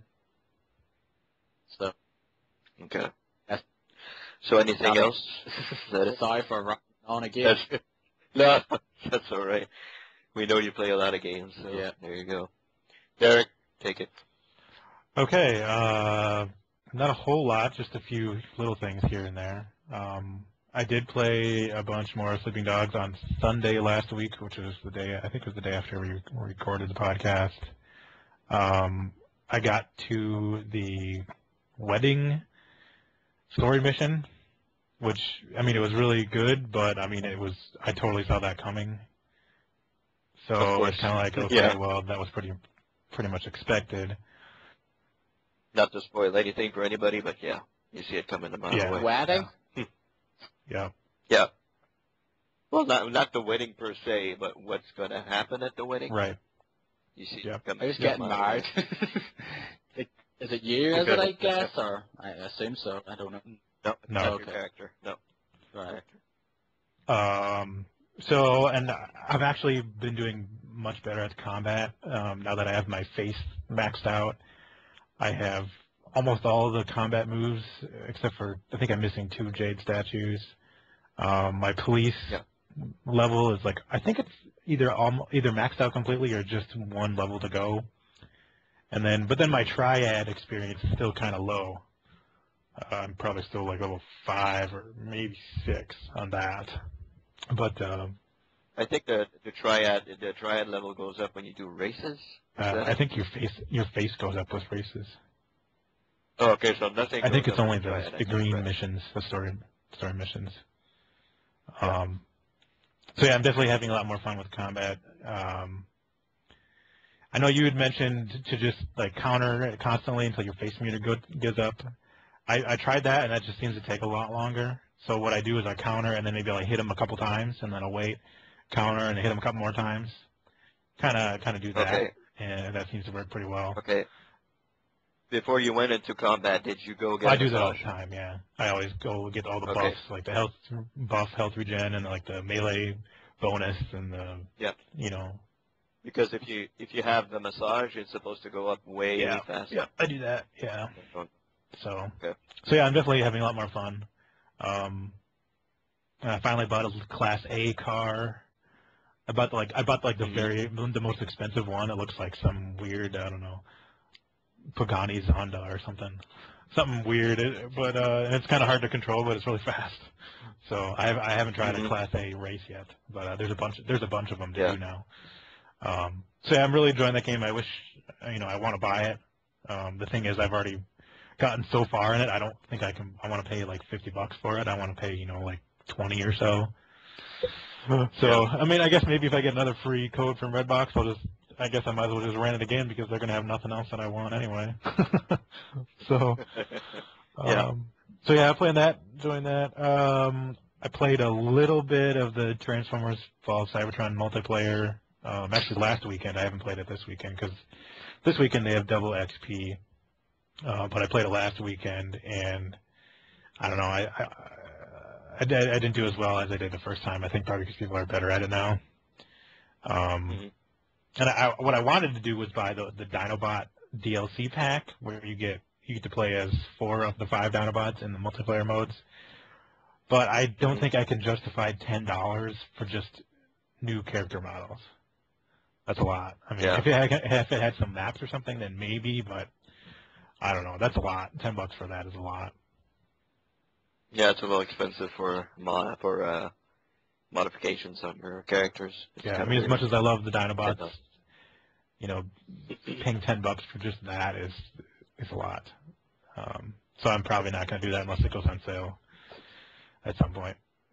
I I played some Bayonetta yesterday because of all the Bayonetta 2 talk. I was like, I should probably try and finish that game because I bought it like right when it came out, and I played it up to like chapter 3 or so, and then I stopped. I think because something else came out. I know Darren had mentioned Mass Effect 2, and that's probably very likely if that did come out, I definitely would have started playing that instead of Bayonetta. Yeah, it came out like a few weeks after, I believe. Like Bayonetta came out like the first or second week of January. Like I think it was, and then Mass Effect 2 came out like the end of it, pretty much. Okay. So it probably was it. Yeah, I think I like the character more than I like the game. It's still I'm still having some trouble with it. And the QTEs, like there was this one part you're in some city that's on fire, and you're trying to get out of the city, and you're like running on walls, and there's this big lava pool coming at you, and you have to like jump from one side of a side of a building, not like the top or the bottom, but the side of it, and then go over this little bridge and go over to the other side, and then go up this tower, and then the tower falls down, and you have to press X at right the exact time, otherwise you die. And I died probably about 6 times before I finally did it right. I couldn't get the timing down, and that was really, really frustrating. Yeah, I think I do remember having some of the QT problems as well during the later levels as well, so I kind of agree with you on that front.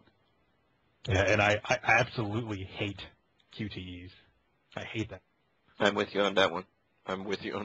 Like, I remember in Resident Evil 4, there was this one area where you're getting attacked by, I don't know if it was Wesker or no, it was it Krauser or something? And like every time if you say you die and you start it over, they would switch what buttons the QTEs are, and sometimes it was like 2 buttons at once. I was like, oh fuck, and it just got so damn annoying, and I hated that part so much.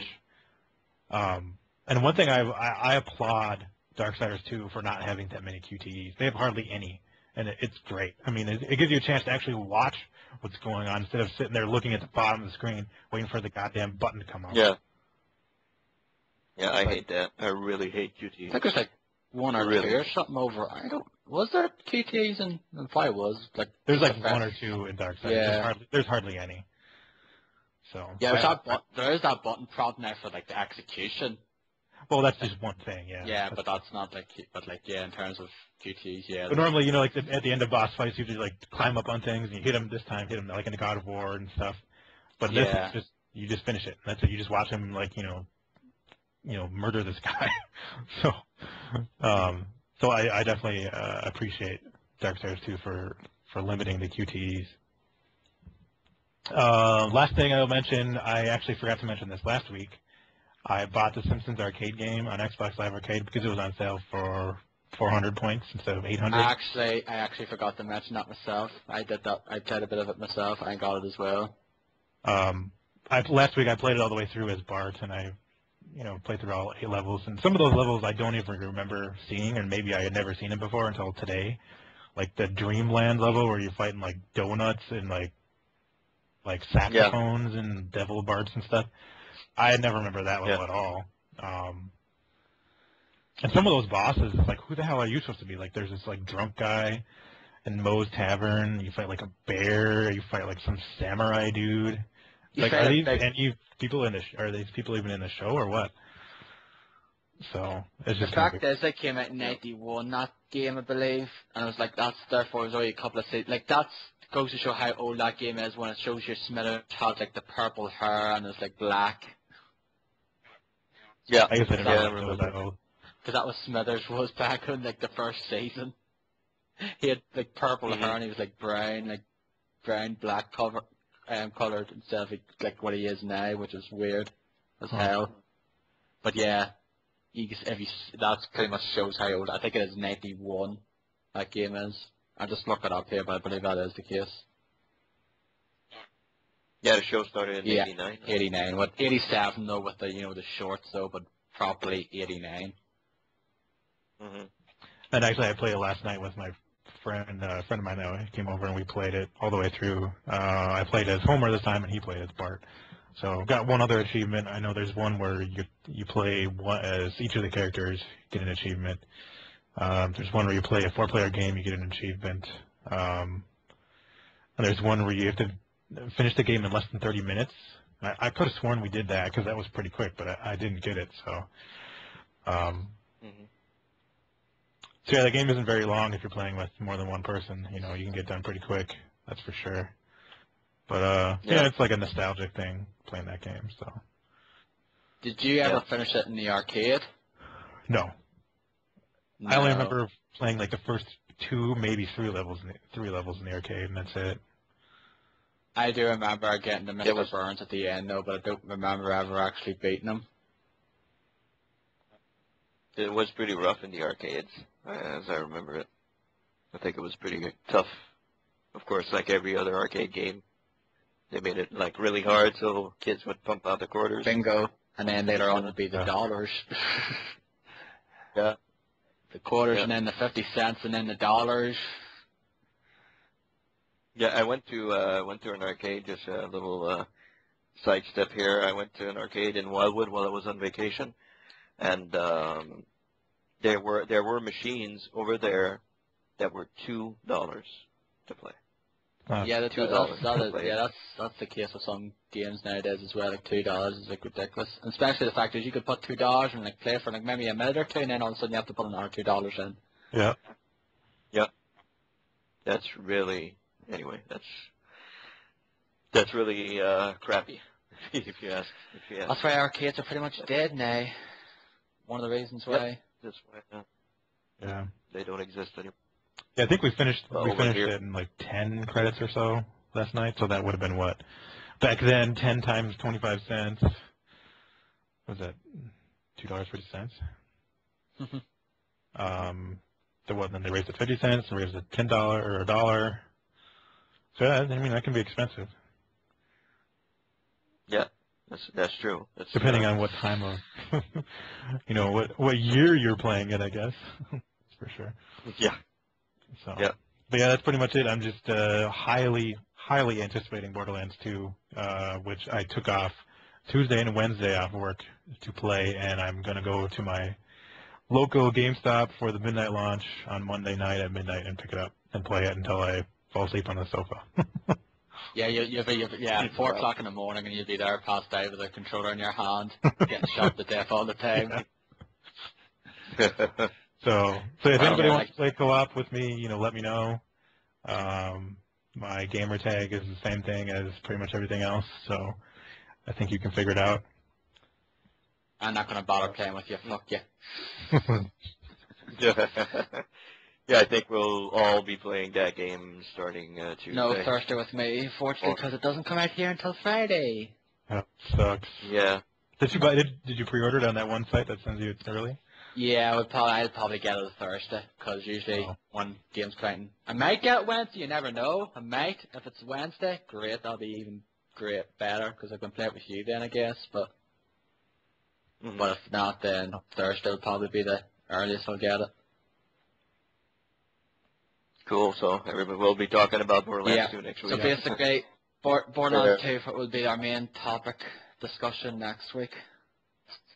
Yeah, be prepared for the Borderlands. For an hour. Yeah. Pretty much. Will we go pretty much. gag over it, probably? Well, you never know. You could probably say, so what do you think of Borderlands 2? It sucks. Moving on. That would be surprising. But it looks awesome. I can't wait to play it myself. We never got around to playing the Claptrap one, but we could go back to that sometime in the future anyway, I guess, but we never got around to finishing it off. Yeah, but I don't think you can. I don't think anything carries over, right? From you get some a lot. Saw that, yeah. Get some. Yeah. Get some few things, but that's pretty much it, though. Oh, I finished all the DLC. Well, except for I didn't finish Mad Moxie's just because that's time-consuming and tedious. That's for sure. Yeah. Yeah. We finished the other ones. Well, quote unquote, finished the main thing. We never did the Chromax Invincible now. I never. Oh, okay. Cause I never played through the game twice now, because you have to sort of level up. Like, if you want to level up to maximum, you have to play through the game again, I guess, in a way. Like play through 2. Yep. Which I done a bit of, but not all of. So. Yeah. So, yeah. He's tough, but if you know how to to finish them off. It's pretty easy. There's like a little corner you can kind of hide in and snipe them from that corner. Okay. So pretty much a cheap way to pick them. Yeah. You need to have a good sniper weapon, I guess. Yeah. Okay. So that's it, Darren? Yep, that's it. Okay, I guess I should go next. As we mentioned, I played some Trine 2 with Darren. We're pretty much at the end of the game. Gorgeous looking game. Yeah. Might play it after this, perhaps, before I head to work and get it finished, perhaps. We'll never know. Yeah, we'll probably maybe get it finished today and talk about it if we have time next weekend amongst the Borderlands 2 talk. I've also been playing, as we mentioned again, DJ Hero. I played a little bit of that. Pretty good game. Pretty enjoyable. Did you ever I played first one now, did you? No, but I think it's dirt ass cheap now. They were saying on the TNT that they found DJ Hero 1. I think it's Jeff or what's his face? Not Ryan, but the other guy that was there. That's Waters from GameSpot. Chris Waters, yeah. He said he found it, I think, for $5. So I should maybe look on Amazon, see if it's available. Maybe I'd get it. Maybe, who knows? I've also been playing another rhythm-based game called Rock Band Blitz, which I have been playing a whole lot this week, according to my Raptor feed. I actually played 15 hours. I forgot to mention now I played it as well a bit. I keep forgetting games. They keep bringing out games like, oh yeah, I did play that as well, but I didn't play much of it though. So that's right. I made you buy you bastard. Right. So yeah, I played 15 hours. I am going through my entire Rock Band collection set list. I have over 250 downloaded songs, plus Rock Band 1, Rock Band 2, Lego Rock Band, Green Day Rock Band. So I'm going through all of those. There's an achievement for playing 300 songs in the game, so I'm trying to get that achievement, and going to rack up the other achievements maybe afterwards. Who knows? Do you have 300, or do you only have 200 some? I have. Oh, you do? Over 300. Okay. Wow. Yeah, I have 250 downloaded. So with all the games, I have over 300. Doesn't it cost money to transfer those into that game? Yeah, it costs. I think it's $5 per game. But I already had all of them on my hard drive. So it automatically took all the games, all the songs into account, and I could play them in the Rock Band Blitz. So yeah, the game is. I'm getting a little better. Well, I guess I'm getting much better at the game now. Like pretty much every song that I played, I have 4 or 5 stars on. So I'm getting more used to how the game flows and all that. Still cannot beat some of Stephanie's scores. Jesus, she's a monster on some of those. She's a fucking machine. Yeah, she is a machine. Goddamn. Some songs I can't even get close to her score. It's crazy. It's really crazy how good she is at this game. But yeah, very much enjoying it. Very happy that I downloaded the game. Very much enjoying it. I was playing Rock Band 3 as well. I keep forgetting games now I've been playing. Yeah, you did play. I think you posted a couple of videos. A video of me singing very badly. I don't know that song very badly. Is that a new song? Yeah. Okay.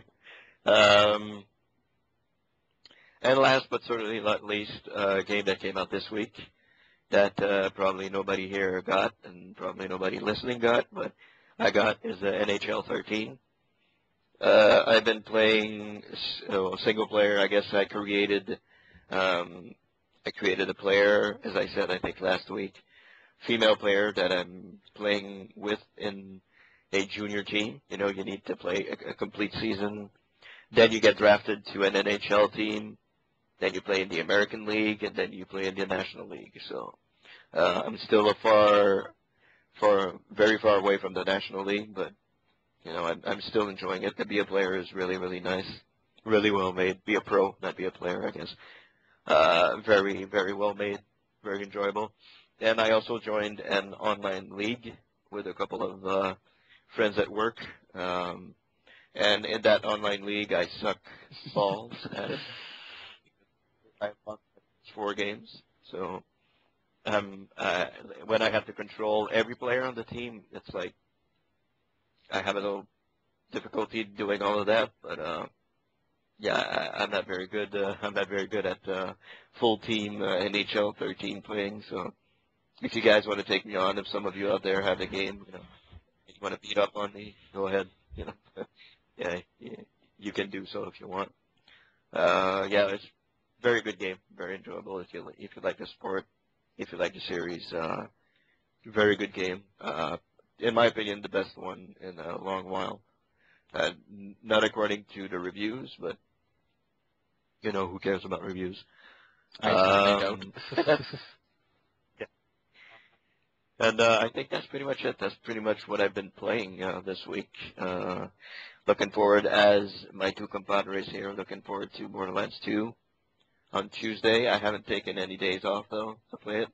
But I will definitely be getting it and looking forward to playing some co-op with all you guys and a couple of you guys out there listening to the podcast. If you want to add me, as Derek said, if you want to add me to your friends list, it's dboy_den on the Xbox 360, but please tell me who you are, because I do not accept random friend requests. So tell me, hey, I listened to the podcast, and I'd like to play some Borderlands 2 with you, so I'll accept the invite. No Same problem. goes with me. Do not accept random random friend requests.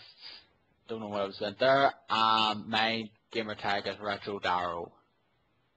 Not all one word. Retro space Darrow. Yeah. So send us a friend request and tell us who you are, and we'll be happy to play some Borderlands with you guys. Unless you're an asshole. Unless you're an asshole like James Logan. No, unless you're an asshole who's like, the typical Call of Duty player. Yeah, I don't think there are a lot of those in No, I don't Borderlands. think so. They're just stuck with the Call of Duty crowd. Yeah, they can't hoard the loot or anything. You get your own loot, so that's, Yeah. All right, so that's pretty much what we've been playing this week. Do we go through what we've been watching, or do we have anything else to... I don't really have anything in mind now. Like, we kind of sort out. I've been running for a little while, so 2 hours, 8 minutes. I so did far. want to mention one thing. Oh, yeah. Go ahead. Did you guys, did you catch any of the big live show live on Giant Bomb? I watched the first 3 hours of it before I had to work, so I did. It started at 6 p.m. here on Friday, so I watched the first 3 hours. I watched the Fuse thing at the start, guys talking about Fuse for I didn't really pay attention to it. Then I think Seth Killian was on talking about they were playing PlayStation All-Stars Battle Royale. Then Patrick had this little segment speaking with, what the fuck was it called? Speaking with Patrick or something. Cooking with Spoons? I forget what was it. I forget. He played this game of paranormal, and then I think he played a bit of Amnesia, I think. And that's pretty much all I can remember then. I kind of just turned it off after Did that. you play Slender? I don't know. Oh, okay. You might have Yeah. if they did later on. I didn't watch it all now, but and then I came home to work the following morning, and then pretty much seen the Twitter feed explode with all these Team Brad things. What the fuck's this all about? Because he did play Spelunky as well during those 3 hours. He played that. He wanted to try to get that achievement for completing the game under 8 minutes, which I think he failed at. So he did. But then I came back, came home from work, so all this come on, Brad, you can do it, Brad, Team Brad, hashtag, okay, what's this about? And then like people's going, oh yeah, he did it. And then I seen your tweets like, holy shit, and like, okay, with Breaking Bad, what's this about? And then I looked it up. So right, it's the Call of Duty 4 Mile High Club achievement. So. Yeah. Well, before we talk about Brad's exploit, I guess I should say I watched the final 3 hours of the Big Live show. I saw the Jurassic Park stuff. I saw, what did I see? I saw them play Torchlight. Yeah, that looks pretty rad. Are you getting it this week? Maybe not this week since Borderlands is pretty much my main focus, but yeah, I'll get it down the line, that's for sure. I'll wait until the Steam holiday sale because I see that game going to be on sale in the holiday time, so I'll get it then. Pretty much a certainty. I watched a little bit. They showed about the set redesign, the site redesign rather. Oh, okay, yeah. What they're doing. Dave and yep. Yeah, they had that as well as like when I was watching it as well. It looked pretty interesting. He was doing his own rendition of the Piper's Pit. He had it.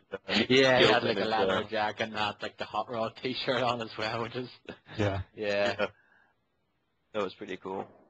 So I saw a little bit of that. What did I? A couple of other things, like random things, a comic book trivia quiz thing. Yeah, was pretty wild. I think then naturally to Breaking Brad, I watched a little bit of the Scrub League thing at the end as well when you were watching the Warlords, because the start of it when you watched as well. Yeah, I watched that, and that was, I guess, where that I was knew pretty 4 cool. people from it, from like when I seen the names on the table, like, okay, I know 4 of those people. Yeah, I think it's some behind the scenes guys over there. And then like it's like Jody Robinson, that's Cynthia One, Chris Waters, and not Maxwell McGee. That's the only 4 names I recognized. Well, and of course we watched the Breaking Brad, which we'll talk about. What about you? Well, I pretty much watched what you watched. I probably saw the last 2 hours of the actual show, and then the show was over, and then they switched to Brad in this other room playing Call of Duty. I don't know, is it Modern Warfare 1? Yeah, Call of Duty 4. Yeah. Okay, he's playing that, and that one achievement where you have to kill everybody in that airplane on like veteran mode or the hardest difficulty or whatever. Yeah. Which I know he had done that 1 4-hour video before. I did watch that.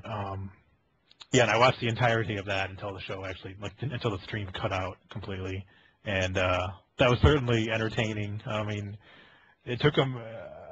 He was playing for about an hour and a half before everybody started talking about like the whole Team Brad thing and go Brad go, you can do it, and like it was actually trending on Twitter for a while there. It was like in the top 3 or even I think number 1 at a certain time, the Team Brad hashtag. So yeah, he was getting really frustrated, and pissed off like he usually does when he dies and stuff. So and then like I think Karen came in. Karen, I think that's Dave Snyder's sister, I believe. Yeah. She was all like, "Come on, let's go to happy hour. I don't want to watch this." It was just like annoying. It's like, come on, leave him alone. He's like, he's determined to get that achievement before he went to happy hour, and so I don't know. I thought she was kind of annoying, and then she did say that afterwards. I seen the video of it on YouTube, and it said, "Now we can finally go to happy hour." Yeah, she's annoying. So yeah, he like finally finished it. Even though I actually on that run that he was doing, I wasn't paying attention too much to it. But then I saw everybody start screaming, and he got to like the last room where you have to headshot this dude that has a hostage one, and the camera goes into slow motion. And he waited until he had like less than a second, and he finally shot him, and it was just so cool. Everybody just like freaks out, and they're playing like the Chariots of Fire music or whatever, and before that they're playing the Rocky music, and it was awesome. Like everybody was just so like excited, and Twitter was like exploding, and it was cool. It was really cool to see that live. Yeah, our Pope said Northern Ireland as well. I think it's like someone says the Northern Ireland's watching or something as well during that. Yeah, that was like during that one run where he actually finished it. Yeah. Yeah. Yeah, like without both saying. Yeah, everybody around the world is like, oh, from Poland or from Switzerland or Mexico or wherever, So Northern Ireland's the one that's got to shout out what he did them on. So yeah, look at the Irish. Yeah, it's I didn't see it live sadly because I kind of got bored and I had to play some matches in my league, my hockey league. So I didn't watch it all. I watched a little bit of it, and my headphones were on my desk, and my sound was a little louder than usual, so I could hear what's going on. And then I hear I was like, what the fuck? I got up. It came to the screen, and then it was when he was shooting with the gun. When he had to headshot the guy that had the hostage. I was like, oh my god, he did it. Oh, so you did everybody see him freak out. That's cool. Yeah, I did see him freak out. I didn't post anything on Twitter because Twitter was just fucking exploded. So I didn't really bother posting anything at that moment. But goddamn, that was pretty cool. He like almost collapsed. Yeah. That was awesome. And Patrick brings him 2 beers. Yeah. Yeah, well, it was pretty good, and you see everybody. They cut out to everybody that's lined up in front of the TV. John Drake, I think, watching. Darren and Jeff Gershman and a few other guys as well. Yeah. Yeah. That was pretty cool. That was fun. There was Eric Pope, that annoying girl that are Dave Snyder's sister, and 2 guys from GameSpot that were in the room. I said that was the guy who had that Team Brad T-shirt, like he wrote Team Brad on it. I was saying that's one of them, is it? Okay. Yeah. Yeah. That's 2 guys from GameSpot. The guy that had the Team Brad shirt on is the one that played StarCraft, Heart of the Swarm. I think it's a new the beta for it, I have to say. They were playing one against each other. That's what I watched actually, and that was fucking boring. But unless you're into StarCraft 2, that is gonna be fucking boring. So even if you're into StarCraft 2, that was pretty boring. Even people who I checked the chat while I was watching it, and people were like, "Oh, this is fucking boring," So I don't know. I didn't really enjoy that, but that's the same guy that was playing against him in StarCraft. So yeah, it was a pretty cool moment. It was pretty fun. I really enjoyed watching that. Yeah, Ryan Davis is taking T-shirt ideas for Team Brad. So if they actually do release a T-shirt, I'm going to buy one. Yeah, I will also. Have you bought any T-shirts from the Jam Bomb store at all? Yeah. I have the premium member one because they sent out if you're a premium member, they sent out one. I have the Giant Bomb Flight Club one. I have the 2010 member one, which has the roller coaster on it with like everybody riding it and then Ryan Davis puking up the side. Yeah, that's what I have. Yeah. I might get that JB 2013 one. Yeah, I kind of want that one too. My membership doesn't renew until November though, so I don't know if they'll have any left then. I might as well. I think they're sending out T-shirts to everybody who is a member, right? Didn't they say that? I thought they just give you a coupon when your thing renews, and then you can use that in a T-shirt. I thought. Yeah, it's an annual subscription now because I only pay monthly. Oh, you pay monthly? Okay. Yeah. Yeah, I have an annual. Yeah, me too. So that was really that fun. Was exciting. I honestly didn't expect him to get that achievement. I thought he was just gonna, call it a night and go. So that was cool. That was really cool. Yeah. And anything else you guys have been watching you want to talk about besides the big live show? I think that's why all of you have been watching. I don't know if he's watched. Like I watched the film, but like if he's watched anything. I watched Piranha Double D.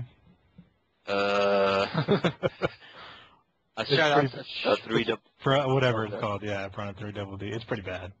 Yeah. Like the first 3D one or whatever that came out a couple years ago with Jerry O'Connell. That one was pretty good, but this one is just, it's pretty dumb. Was it Jeremy O'Connell, was Elizabeth Shue, Christopher Lloyd, and a few other, Kelly Brick, and a few other people as well, again, I think it was. Yeah. Mm-hmm. Yeah, that one's a lot better. This one was pretty bad. This one has Hasselhoff. Yeah, he was okay. Ving Rhames is in this one as well, I think, isn't it? Or is it the last one? Yeah, he has no legs, though. Yeah. Spoiler. Yeah. But yeah, apparently you see. Do you see as many boobs as you do in Yeah, the first? but they're all one? like strippers. They're all like fake and nasty and stuff.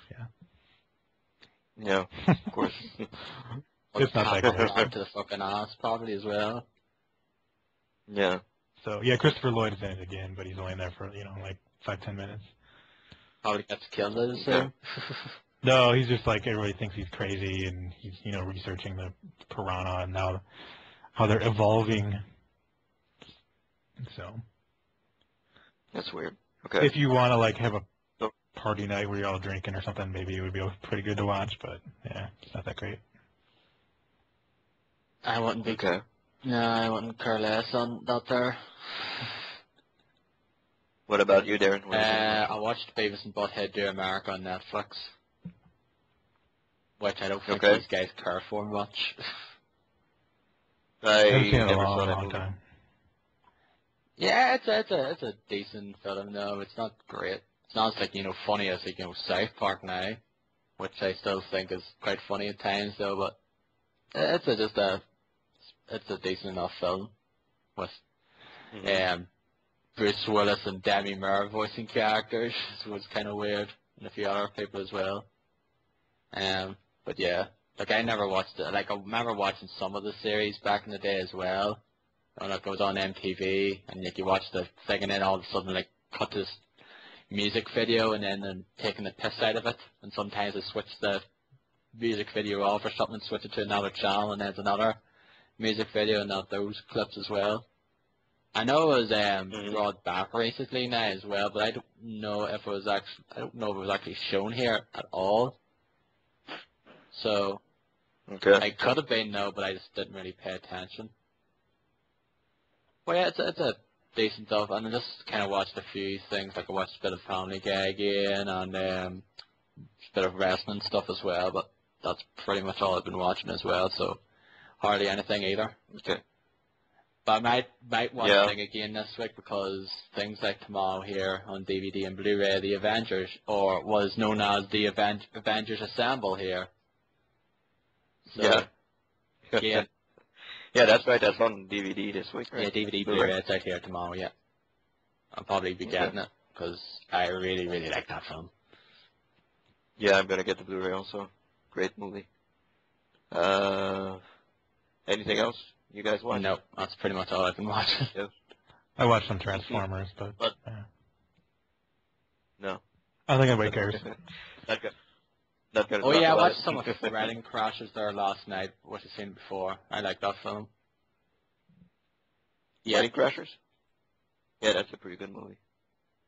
Pretty funny. Oh, I did watch most of Superman 2 last night when my friend was over.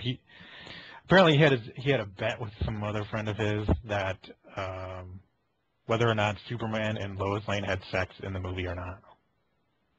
And they did. And he Okay. took a picture of it and he sent it to his friend. So we were trying to find that scene, and then I ended up watching like from then on basically. So that movie looks. I have the Blu-ray of it, which I hadn't watched before because I got it for a gift and I just had it on my shelf. A lot of those scenes look really, really good, even on by today's standards, even though it was made in like 79 or 80 or whatever. Of course, there's some restored scenes they put in there for the Richard Donner cut, and those were just from screen tests, so those ones don't look quite as good. But the actual, footage that they filmed, even on Blu-ray, like remastered, looks great. Like I'm surprised how great it looks. Some of the effects still don't look so good, like when they're flying and stuff. Like there's this scene where some kid falls like over Niagara Falls, and then Superman flies down to rescue him. That looks pretty bad, but most of everything else looks pretty good. So yeah, that's a good movie. I have to watch the whole thing from the beginning. I still have in mind, never watched anything. Like I mentioned before, I've never seen any of those films. Like I talked about this a few weeks ago, and I've never seen any of those films. I think all of them or a few of them are on Netflix anyway. You should watch the first two. Yeah, first two. Just the first two. Ignore the last two. Or the rest. Yeah. There's a few other. I think there's a few other films like that as well. Just watch the first two. Ignore the third one or whatever. Like some people. Yeah. like for the Back to the Future trilogy especially, some people say just watch the first one, ignore the last two. Like some people really do not like the second one, and I like the second because it's my favorite. Because I love them going to the future. 'Cause I love all the future stuff in it. Okay, one. I'm not fussed on the third one. Honestly. Third one's all right now, but yeah, it's my least favorite one. But like I said before, play the effing game. Yeah, I need to do that. You're right. Just like you guys, because really egging me on to go and finish Dead Space 2. I'm egging you on to go and get Back to the Future. And you never finished Dead Space 2. Yeah. So until I finish Dead Space 2, I'm going to keep you egging on with you with Back to the Future. Okay. So that'll be another 5 years or another year. Yeah. I played part of the first episode. That's all right. You're forgiven. That is not. Okay. As far as I go, I didn't watch much stuff. Maybe one thing of interest, I guess, I watched. I watched Monday Night Raw, which was in Montreal. Oh yeah, week. there was a big. I forgot that. Yeah, there was a whole. Yeah. Was a little event that happened. Unfortunate event which I seen on Twitter. Actually, the following days, like, damn, I was like, geez, that was surprising to see. Yeah, Jerry the King Lawler, a longtime commentator of Monday Night Raw, had a heart attack. He had a stroke during the broadcast, and that was really weird. When did it occur? Do you remember? Well, he had a match with he teamed up with Randy Orton against CM Punk and Dolph Ziggler. They had a tag team match.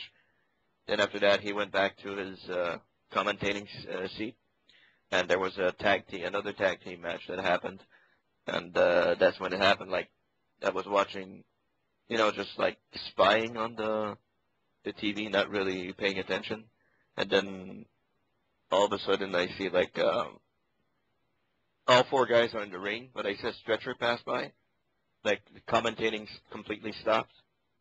And I see a stretcher pass, like in front of the ring. I'm like, what the fuck's going on there? And then all of a sudden, they cut to a commercial. Like nothing, like the match was still going on, and they just cut like to a commercial. just like no warning whatsoever, pretty much. Yeah, no warning. Like usually when they cut to a commercial, like somebody falls out of the ring, and they go, we'll come back to this. They usually warn you that nothing happened, just cut their commercial. I was like, what the fuck is going on? And then when they came back from commercial, what's his name there? Michael Cole. He was sitting there. He said Jerry Lawler just collapsed at ringside at the announcer's table. This is not kayfabe. This is not fabricated. It's not part of the storyline. He said he collapsed.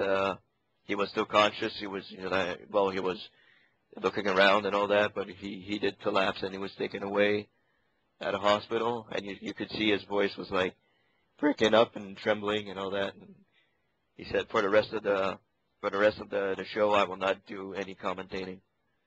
So the rest of the show went on. There was no commentating at all for the last maybe hour and 15 minutes or something.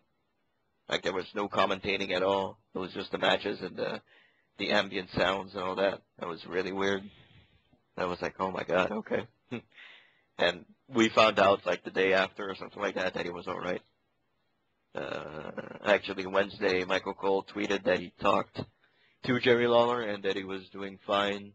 He was recuperating and everything was going well. So, happy to hear about that because, Jerry Lawler has been pretty much an institution since I don't know when. Like early mid-90s, so pretty much. Yeah, he's pretty much been there pretty much every single show. Well, apart when he left for a little while, but he's been there for pretty much all the time. Yeah, well, yeah, he was there for I don't know when exactly he entered the WWE now. So it's 1992. he entered as a wrestler. 1992 here it was, and he then was there for like 9 years, and then he got fired. Or like I think he quit because remember his then wife got fired, and then like he quit in protest or something, or got fired, and then he came back like like months later. Then he came back after the WCW Atlantis storyline, like the night after Survivor Series, when Paul Heyman got fired. He came back there, and Ric Flair came back as well. Both those two came back the same night. Yeah, it was. He's been there for a long it's like time. 20 years, pretty much. And I remember watching him when he started, like he was feuding with the Bret Hart. Yeah, the Kiss My Foot matches or something like that as well. Kiss My Foot match or something like that. So it was kind of weird to seeing that on the live broadcast, because it kind of reminded me of Owen Hart, because I saw Owen Hart. I saw the incident. I was watching the pay-per-view when that happened, so it kind of reminded me of that. I was like, oh man, what's going on? Yeah, like I remember, like I was still in high school when that happened though, and I just remember, I think it was the paper or something as well, or like hearing about Owen Hart dying. I was like, jeez, what the hell happened? And then I read up on it. But like I think I looked on the paper and that there, because this is before I had the internet now. So yeah, kind of read up on the paper here. It had a story about it. It's like, jeez. And then it's like I think I taped the pay-per-view, because back this was before the pay-per-views were still on like Sky Sports here, rather than like the Sky Box Office where you have to pay to watch it now. And like I watched it then, like I had to show his figment or whatever, and then all of a sudden it pretty much cut to the audience, and pretty much that's pretty much then JR and JR pretty much said the thing. This is not this is not a stunt. This is not like part of the storyline or whatever. This is actually what happened. He basically stated that Owen Hart fell into the ring, like 60 foot from the ring, and died pretty much. Yeah, I remember that. That was spooky. That was really spooky when it happened. But it's not things you want to see. Wrestling. We bitch about wrestling and all that, but that's not something we want to see happen to guys like that. So, wonder how it's going to go. Night of Champions tonight, the pay-per-view. So, wonder who's going to replace King. Probably at ringside. Booker T, maybe Todd. Like that Todd guy is still there. Yeah, but not Booker T. Booker T is GM of SmackDown, so I don't think he's going to replace. Maybe JR will come back. Who knows? Perhaps. Maybe. But we'll have to see. But yeah, it's a spooky thing that. Yeah, you don't expect that to happen though.